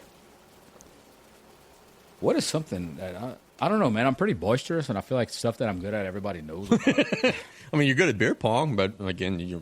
Do you know what's this next generation after us? What do they call that? Gen X? Gen Z? The wusses. That's what my dad calls them. Your dad probably has a better language than that. Oh, yeah. They added so many rules to beer pong that it's not even worth playing. Dude, now... All right. Soapbox about beer pong. Here we go. Birthday party, right? Kids are about 19, 20 years old. They're just in college. I'm not going to mention the group of kids. I don't want to embarrass my nephew. I'm told, all right, go chaperone, right? Just kind of go hang out, make sure everybody's not doing anything stupid, right? And that was at Gonzales Middle School. Yeah. I remember that. Make sure nobody's drinking and driving. Make sure nobody's fighting, all that good stuff. All right. Bet I could do that. They're playing beer pong, okay? I was so disgusted to see that in the cups now, all water. All water. All water. Okay? So now it's, you make one and then and we're not drinking nothing. We're just taking a little, all right. You don't know what the person is doing or not doing, drinking, not drinking. Part of the allure of playing beer pong is thinking that you might get salmonella from doing it. and having the ball roll all over the place and there's chunks of mud in the cup. That's part of the allure of doing it. That's why we do it, is because it's a test of our immune system. That's the reason why we play. Now the fact that we have all of these rules and you got to do this and you got to wash your hands and it's going to be water in the cup and if it bounces 5 times and if it ricochets off the top of the cup and rolls this way, it's this and that. Look, I was so disgusted with society's future after watching that. I was like, you know what? And look, I was going to volunteer to play. I was, all right, hey, I'm going to be the cool guy. I'm going to be the cool old guy. I'm going to volunteer to play. I watched one game, said, nope, I'd rather be the lame old guy. I don't want any part of what it is that you guys are doing. So I want to answer your question, but I also want to talk about that as well. So my habit that I'm really good at, I can go 2 days without eating, and that's not an issue. You wouldn't believe it, but I can. So the most entertaining, if you ever want some entertainment, we'll probably need to get this one, some content on this. By the way, I am wearing my Meta glasses on Saturday to coach. And I fully intend on getting some good content out of that. What could go I am wrong? going to rage bait the hell out of some folks. Jacob Gyro is that new generation beer pong player. There's rules that you gotta. There's a Statue of the Liberty rule. There's the King of Mount Kilimanjaro rule. Him trying to explain those rules against old school murder. It's almost a fist fight. Oh, it should be. Every time we play. It should be. Gyro has this rule where if you make 2, you have to go find the nearest hand sanitizer and you have to rub your hands together. It's ridiculous. It's just as the game is just as dumb as him thinking the Pelicans are going to win 50 games this year. I don't even know what the arguments were. I haven't even heard the discussion. Murder's right. Yeah, he is 100% right. However they're doing it now is not the way it was meant to be played.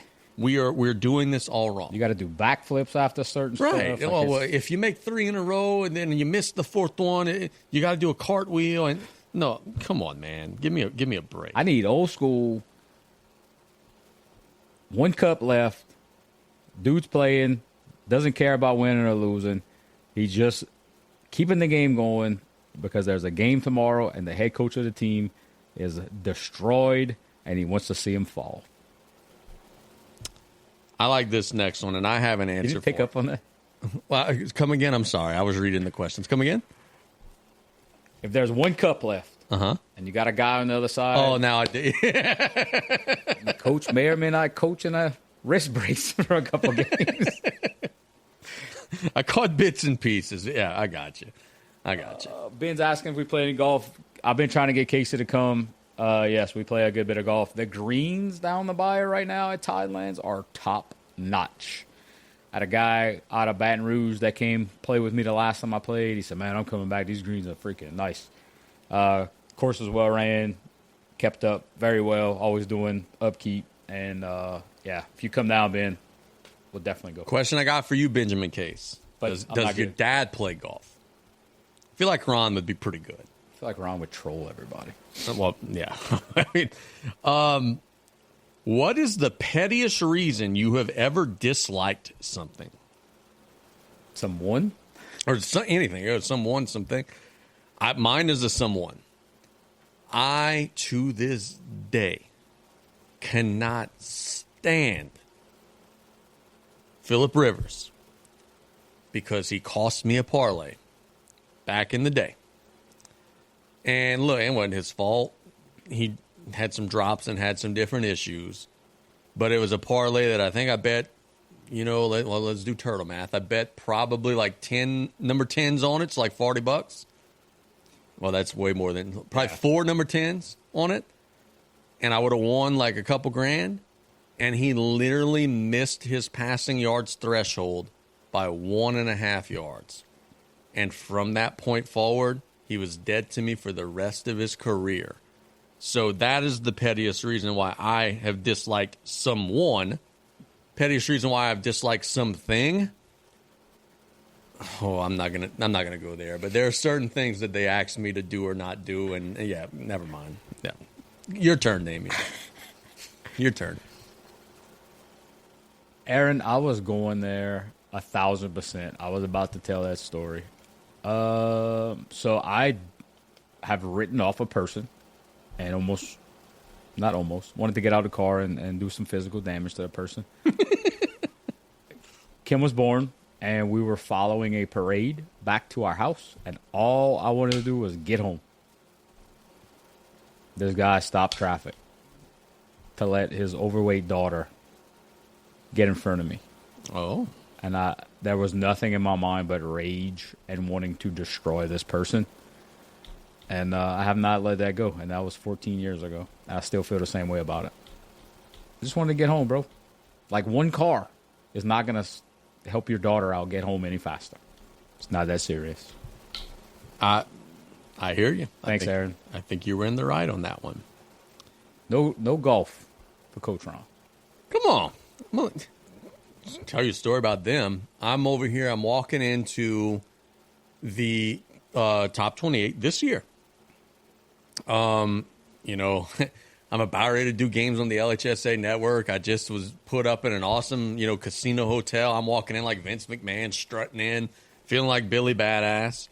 First thing that I hear, they were the first game of the day, so not a whole lot of people yet in the gym. First thing I hear, as soon as I walk in the gym, "Hey, Hollywood!" It wasn't Ron. It was Ree, the other brother, Ree Case, letting me have it, letting me hear about it. I was a big, big wig now, and how I was corporate now, and all this other stuff. You are so corporate now. I am corporate now. I'm not afraid or ashamed to say it, but Yeah, it's big. That was me being petty. Still. You are Hollywood. yeah. They're not wrong. Does that mean that I could start spray painting this white black? Like You need a spray. Focus? You need a spray tan. That's what the big dogs do. Find it, and we could negotiate. If there's anybody listening that has the hookup to get somebody a spray tan, let us know. Dude, I would look so stupid with a spray tan. You would look like me. I'm willing to do it. I'm just saying. Uh-oh. Ben's starting to stir the pot. Oh. Casey's not going to agree with you, Ben. No, I mean, but here's the thing, Ben. I got family that owns a restaurant. Okay, so let me preface this because for the folks that are not watching and listening, Ben Case asks, is Cherami's the best spot down the bayou? yeah, that's a good point, by the way. I do need to clarify that, but some people do listen to this after the fact and don't see the video. Cherami's is very, very good. Very, very good. Like, very, very good. My favorite spot's still got to be Mimo's. And look, here's the reason why. For me, it's more sentimental. This is the food that I grew up eating. A lot of the stuff on that menu is stuff that my nanny cooked for me when I was like 5 and 6 years old. Like her mashed potatoes and meatloaf and everything and gravy. That's stuff that I ate growing up. So that's always going to be my favorite. If you can't understand that, hey, it's my godmother's place, it's my favorite, then, hey, whatever. That's your petty reason to not like me. We just answered that question. But I will say this. If someone brought a platter of Cherami's catering here, I ain't going to spit it out. It's incredible. One of the best spots on the bayou by far, bar none. My family really enjoys Cherami's. We like Mimo's as well. Yep. Just a little further down the bayou than where we are now. Yeah, we get, that's probably bad, but we get Cherami's a couple of times a week delivered to the house. And I finally got an answer for you on your movie villain. It is Bob Sugar. Bob Sugar didn't deserve all the hate he got in Jerry Maguire. Yeah, I could see that. He was just doing his job. I could see that for sure. He didn't want to fire Jerry at that restaurant, the crowded restaurant. What is an opinion you have that no one will agree with, but you're sticking with it through thick and thin? I got one right out the gate. The Nola no call is much to do about nothing. Because the Saints kicked the field goal and went up 3. If they get a stop, they win. They didn't. The Saints got the ball first in overtime. They won the coin toss. And remember, this is old overtime rules, right? The old overtime rules. They kick a field goal, not a touchdown. They kick a field goal, they win. They piss down their legs, still whining and crying and feeling sorry for themselves. They punt. The Rams go down the field and kick a field goal and win the game. There's no doubt the no call was a missed call. No doubt. One of the worst in history. Did it cost the team a chance to play in the Super Bowl? Yeah, probably so. They would have taken a knee or whatever. They'd have kicked the field goal. But to say that New Orleans didn't have chances after that, you had plenty chances after that. You get one stop, you win. You get the ball, another possession, and just kick a field goal again, you win. What was the question? Repeat that, please. What is the one opinion you have that is extremely unpopular, but that you're going to stand by through thick and thin? I have a lot. I already said this. It's I think king cake tastes like a sponge with sugar on it. That's another one I got. I'm trying to frame this where I don't get canceled. I don't think basketball has to be a track meet. Mm-hmm. Okay. I think there's fundamentals that still need to be involved, and I also don't think anybody could do it. I think that's the best corporate answer I could possibly give. You don't think anybody could, in terms of coaching? Okay. Our run programs. Some people that are in charge of stuff shouldn't be. Benjamin, you just gave me one hell of a question. All right. Hey. What's the best? And first and foremost, lose the mister. Come on, man. Mr. Casey, what's the best game you have called all time, any sport? 2, jump off the page. Thibodeau winning the state championship in 5A. And that was not split or anything. That was just 5A. They won it against all the big fish. Now, that wasn't really a dramatic game. It just was awesome seeing them do it. In terms of drama, Washington Marion beating Ellender in the state championship game was probably the best game that I have called. Because behind me was about all of Lake Charles. Washington Marion behind us was East Homa. Across from us was Lake Charles. So across from us was about all of Lake Charles, because Washington Marion is in Lake Charles. Behind us was about all of East Homa and really the Bayou region in general, because there was a lot of Homa-Thibodeau, Bayou region there supporting Ellender. That game featured Devontavian Martin posterizing somebody. That game featured, what was the young man, the guard? Mosley, I believe his name was? Yeah, I think so. Mosley made a big 3 to put Ellender up with less than a minute left. Washington Marion comes back, runs a free throw break almost after a made shot. It was very similar to free throw break. Take the ball out from the basket, come right back. They make another 3 on top of the one that Ellender made to go up 2. I believe they went down 1, then they went up 2. Ellender misses a shot. Washington Marion gets fouled. They make 1 of 2. Ellender misses a 3 with pretty much no time left. That was an unbelievable game. That was a wild environment. Now, in terms of the best and highest stakes games that I've ever been able to call, I've been able to do some Southland Conference Championship, teams going to the NCAA tournament stuff. So that's been fun, too. It's been a blessing, man. It's been a lot of fun. But in terms of probably the one right now, if I were writing a biography about myself and I was leading off, it would probably be that Washington Marion and Ellender game in Lake Charles.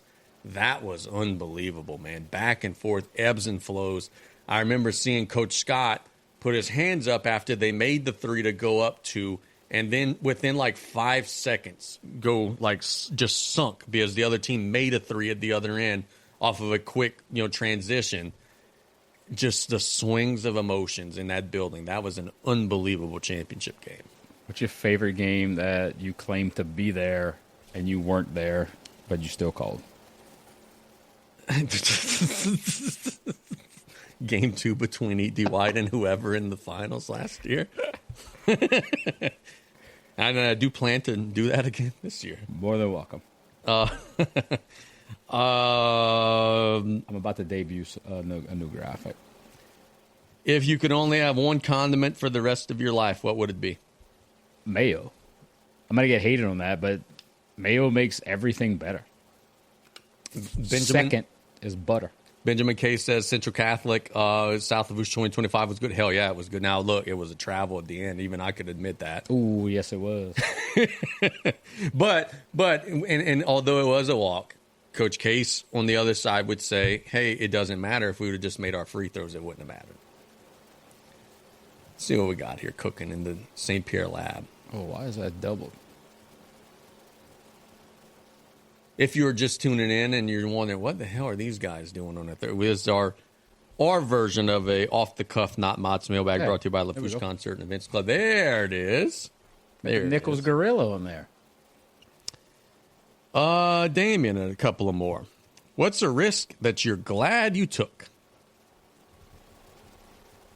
I mean, aside from, I don't know, is that a risk? Is getting married a risk? Sure, it is. I don't know. I feel like that wasn't a risk. Not risky enough. 14 years ago.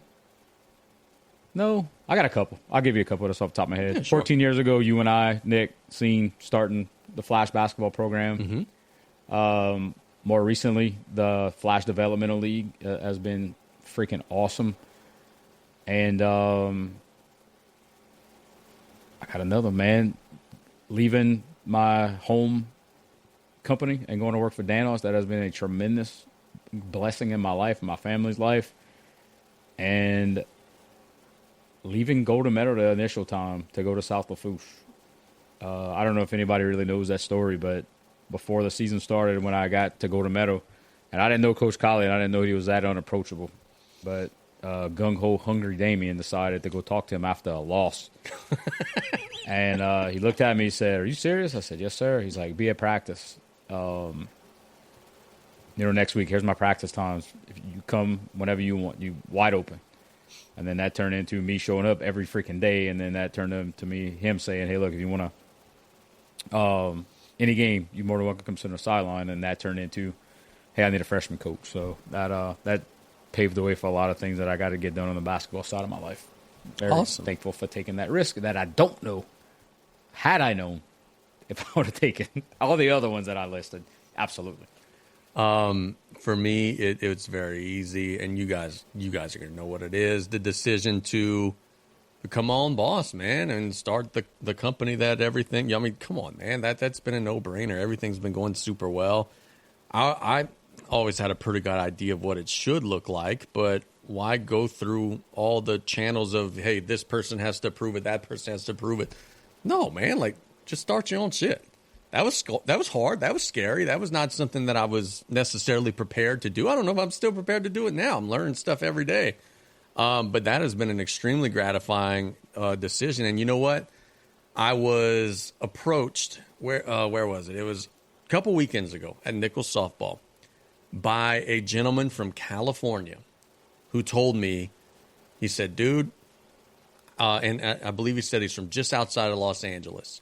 He is the father of a young lady who plays on Nichols softball's team. And he said, "Dude, like, I see you share some clips and everything of some of the Nichols softball games on your page. And like, I started to follow your page." And he told me, he said, "Man, look, I live in a very populated area of California." And he said, "Look, dude, I wish we had that here where I live." So knowing that in a little small rural community, we're doing something that they wish they had almost in Beverly Hills, that hit me like, golly, dude, that's really cool, man. So, yeah, making the decision to launch off and do my own thing, that's been awesome. It's scary at times because, it's all on you, but it's also been extremely fulfilling. And in moments like that, just kind of reinforce exactly why you do what you do. And look, you got a lot of people that are trying to replicate what you do, but you got a motor that a lot of folks don't have. A lot of folks will get gung-ho about something. And look, I'm guilty of that as well. So it's not a knock on anybody about something. And then, when the hard work has to come, the people bow out. And you've been there. You've ridden the waves. And kudos to you for that, because a lot of folks would love to have coverage like you do and give the coverage to everybody, not just the big dogs. I really appreciate that, man. Got about 3 or 4 more. Yeah, I got one coming in from, Okay, from good. a listener. What's a normal task that most people just take advantage of in their day-to-day life, or take for granted in their day-to-day life, that you suck at? I got one. Me too. I can't. My handwriting is a joke. Like, I don't know when this happened. When I was in school, it was okay. Somewhere along the line of the last 10, 15 years of just typing everything, now when I go to, like, the doctor and they say, here, fill out this form, I'm embarrassed at what is produced by that. My handwriting is an absolute disaster, to the point where, like, I need to re-enroll in 2nd grade and do those little paper charts and everything so that I could just figure out how to write my name. That is the one task that has lost me. Curious to hear your answer, but I can't. I mean, spelling and everything, I got all that, but I just can't physically write it. I don't know what's happened there. The ability to go to bed and wake up at like normal people. What you mean by that? I have trouble getting up in the morning. I have trouble going to bed at a normal time. Like, I feel like people do that often, and I still got to get up way early, and sometimes I'll stay up way too late. Just last week, I went 24 hours without sleeping, and I feel like it didn't even bother me, which was kind of concerning. Well, hey, look, the President of the United States says he barely ever sleeps. So, hey, maybe someday you're going to be the leader of the free world. That's scary. And I don't know if I want to be involved with what he's doing right now. Is this Benjamin saying he wants that? We're working on that, brother. That is something that is in the works. He said he would want to find a way to make Bayou Sports into an app, like an ESPN type deal. That is something we are exploring. It's coming. without spilling too much, that's something that we are pursuing. That is something that is doable, and we got kind of phases and different steps and things and that is in one of our future steps. Absolutely. So great minds think alike. That is something that we're thinking about for sure, brother. What is something I'm curious to hear everybody's answers on this? What's something that makes somebody immediately annoying? Their social media. And the way that you represent yourself on that social media can get extremely annoying. Also, being unoriginal. Like, just because somebody else is doing something and you think you need to do that, that's not always the right thing. It's not always the right thought. It's like, just be original. Am I picking on the same person? Am I ready to alienate and anger a lot of people, or just small amount of people?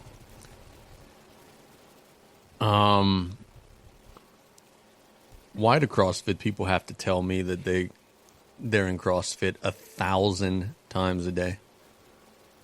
We get it, dude. You're a badass. You could do stuff that I can't do. In your one workout, I would pass out and I would need an IV. But that one post doesn't need to be 37 posts in a day. And every time I see you, you don't need to tell me about it at Walmart. And those people are very proud of what they do, and they should be. Incredible gains. Me, big old fat ass here drinking a sugar drink. I'm not interested in hearing that. Every day? Every day. Every day. 10 times a day. And look, maybe they do it for accountability. God bless them. But at the same time, I'm with you. I don't need to hear it. Yeah. I don't need to hear it all the time. 100%. Let's see. Ooh, this one more for you than me. What's the best compliment you've ever received as a coach? Ooh. Like, you'll hear, hey, your team was prepared, they played hard. That usually means you lost. So I feel like and if Aaron's still listening, maybe she's going to remember. I feel like last week or the week before, somebody told me something, like the last time we played. I was like, that might be the best thing I've ever been told. What was it? I remember I was told once that their child had, this was one of the, I don't remember what, it was a team that you and I coached together. But after the season, one of the parents came up and said, and the child was in like 4th or 5th grade, whatever it was, and said that the child had a diary at school, like a journal, and where they had to write about stuff in their day-to-day life. And the parent didn't have access to the journal until at the end of the school year.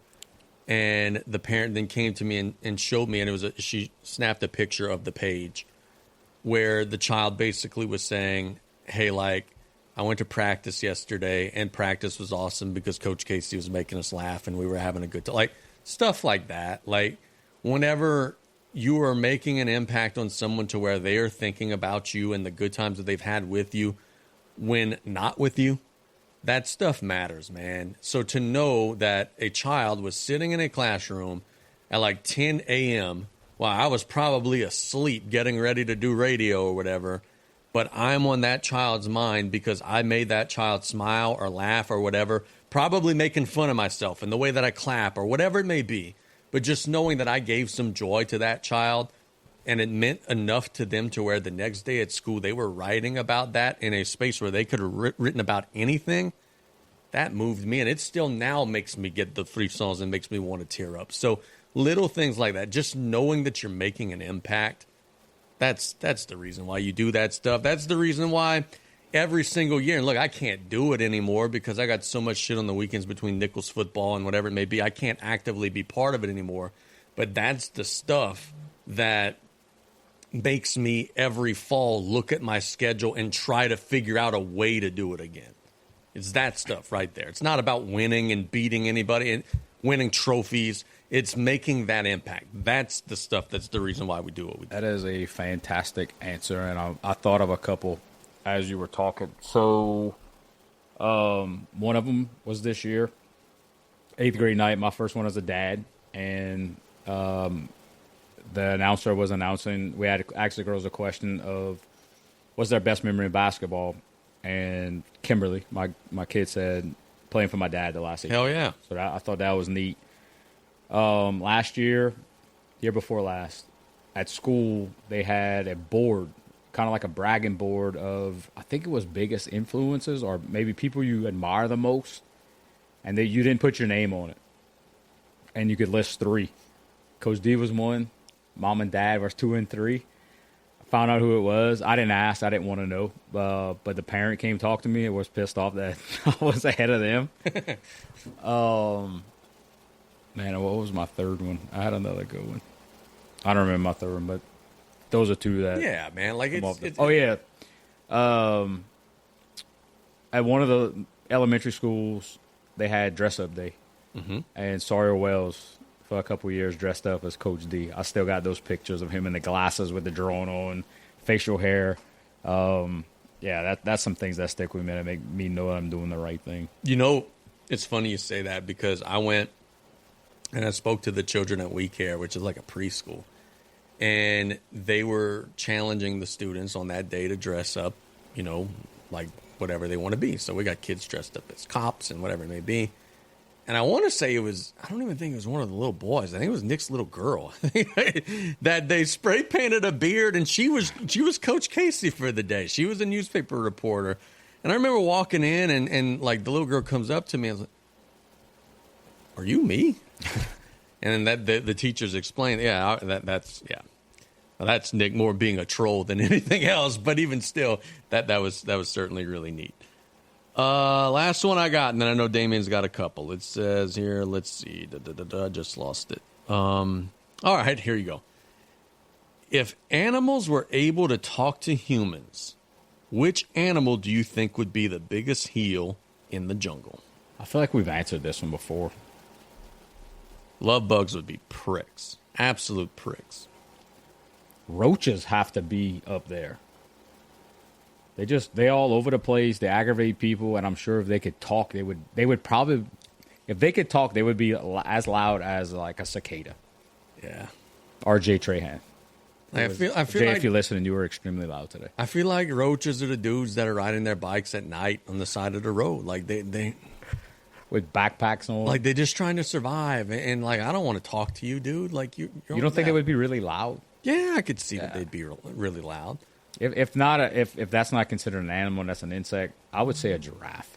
Love bugs are getting after it 24/7. So and in they public, travel in packs. And so they are like Seattle people. What is it, Chad? They are that. They're going to be having deep down, they wish that they had hair, that they could dye green, and that they could talk about their rights, and that they could talk about how offended they are. And yeah, love bugs would be the biggest heels, and they would be huge, huge supporters of AOC and Kamala Harris and everything of the sort. Want nothing to do with them. Absolutely nothing to do with them. And they only come around, or the old Cajun saying is that when they come around, you got a storm coming. So it's even worse. Oh yeah, no shit. Yeah, when they come out in swarms, They probably have a bunch of preschools that nobody goes to, but they still get funded by the government. are they the ones that come up with that one hurricane model that always has every storm coming here? That is a Seattle model. All right, you got some from our audience? What we got? I got one, and I just picked it up. We're gonna go graphic brand here. Oh yeah. Look at this dude on the right. Who would shoot a better round at Augusta? Masters Sunday, pin conditions, question mark. Rory from the championship tees or an 18 handicap golfer who starts on the green, but Rory picks your starting spot on each hole. Rory's winning.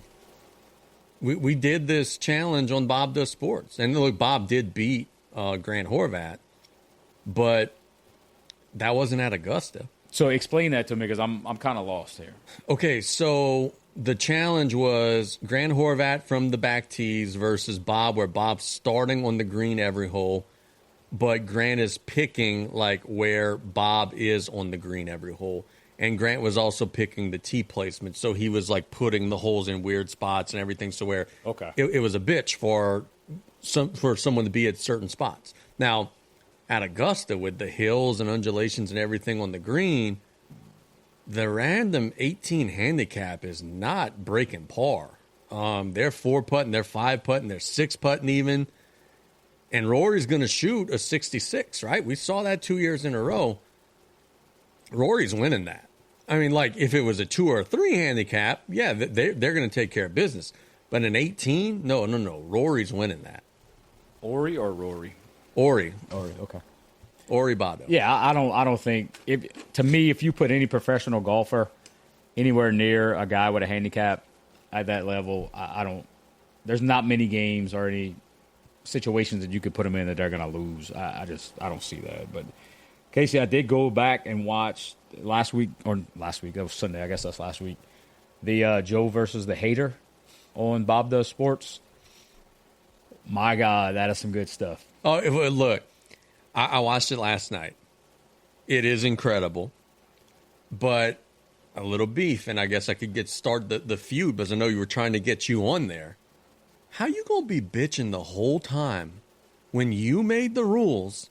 It's your platform. You made the rules. You set the stakes, and the whole match you're gonna be bitching about. Oh, bruh, if it'd be stroke play, I'd be winning. It's your fucking setup, and you're whining and crying the whole time as the guy keeps hitting it out of bounds and losing holes. It's your setup. Which did you watch? Was there a new one that came out this week? Which one did you watch? He faced a big Samoan dude who busted his ass. Did he win by that much? That's the guy that couldn't get the drive off the tee? He came back and found it in the middle holes and beat his ass. That guy was the least entertaining guy in the world. I don't know if he froze in front of the cameras and couldn't talk shit, but he just kept saying, you know what they say. Dude, that started to make me pop after about the 5th time. Yeah, you know what they say, huh? And he just walked off. I just feel like I am a terrible golfer, and I will, depending on, so we got a guest on Sunday that can make us not terrible golfers. Yeah. Josh Fullove's going to be joining us from Bayou Swing Lab on his new business, as well as he is the president of Tidelands Golf Club.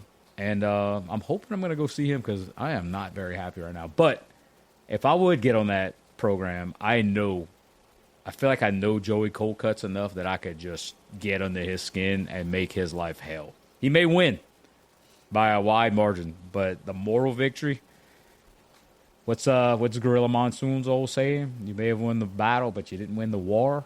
I'm winning the war.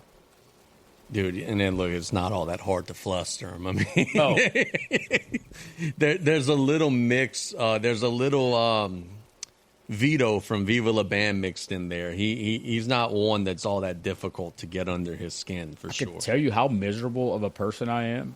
We went play this weekend with the person that asked this question, Pierce, Murda, and it was positive the whole round, and I played like shit. Like, I need somebody chirping.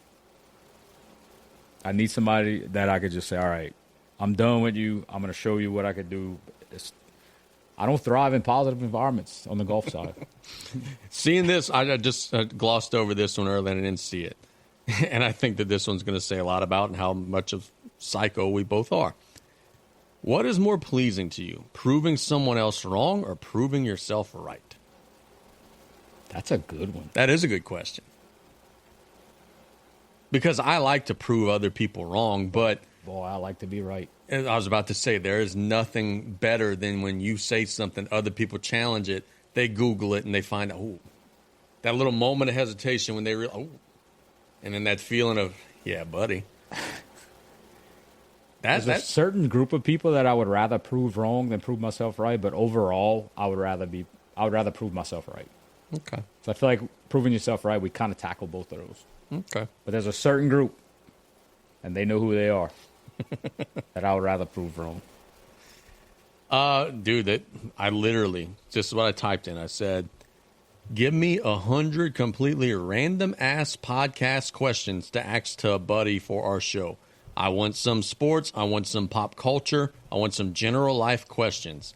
And everything that I just gave you was out of that mix. I mean, there's still a bunch of them left over. But we're going to have to do that again. Let the technology feed us some stuff, because there was some good stuff in there. There was some stuff that was a little thought-provoking and was difficult to figure out. But I think it sparked some good conversation. Oh, yeah. So I just asked, give me 10 questions to ask the bros in the group chat. Yeah. See if you got anything. Of course, one of them is going to be a Mount Rushmore.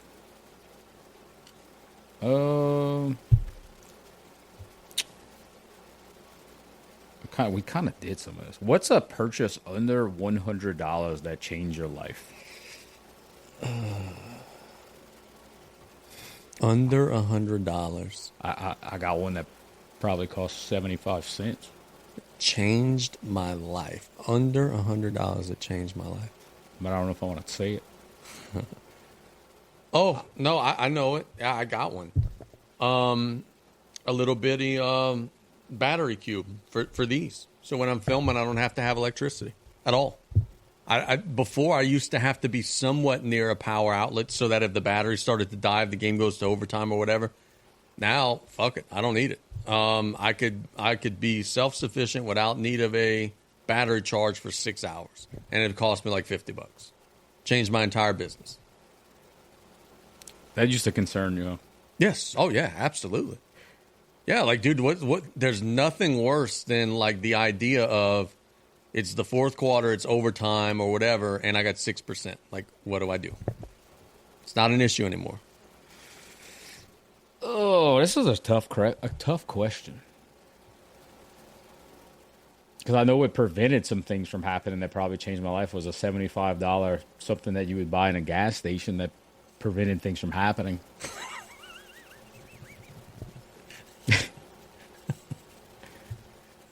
I'm going to stick with that. That's a good ending point. I mean, if you listen this long, congratulations.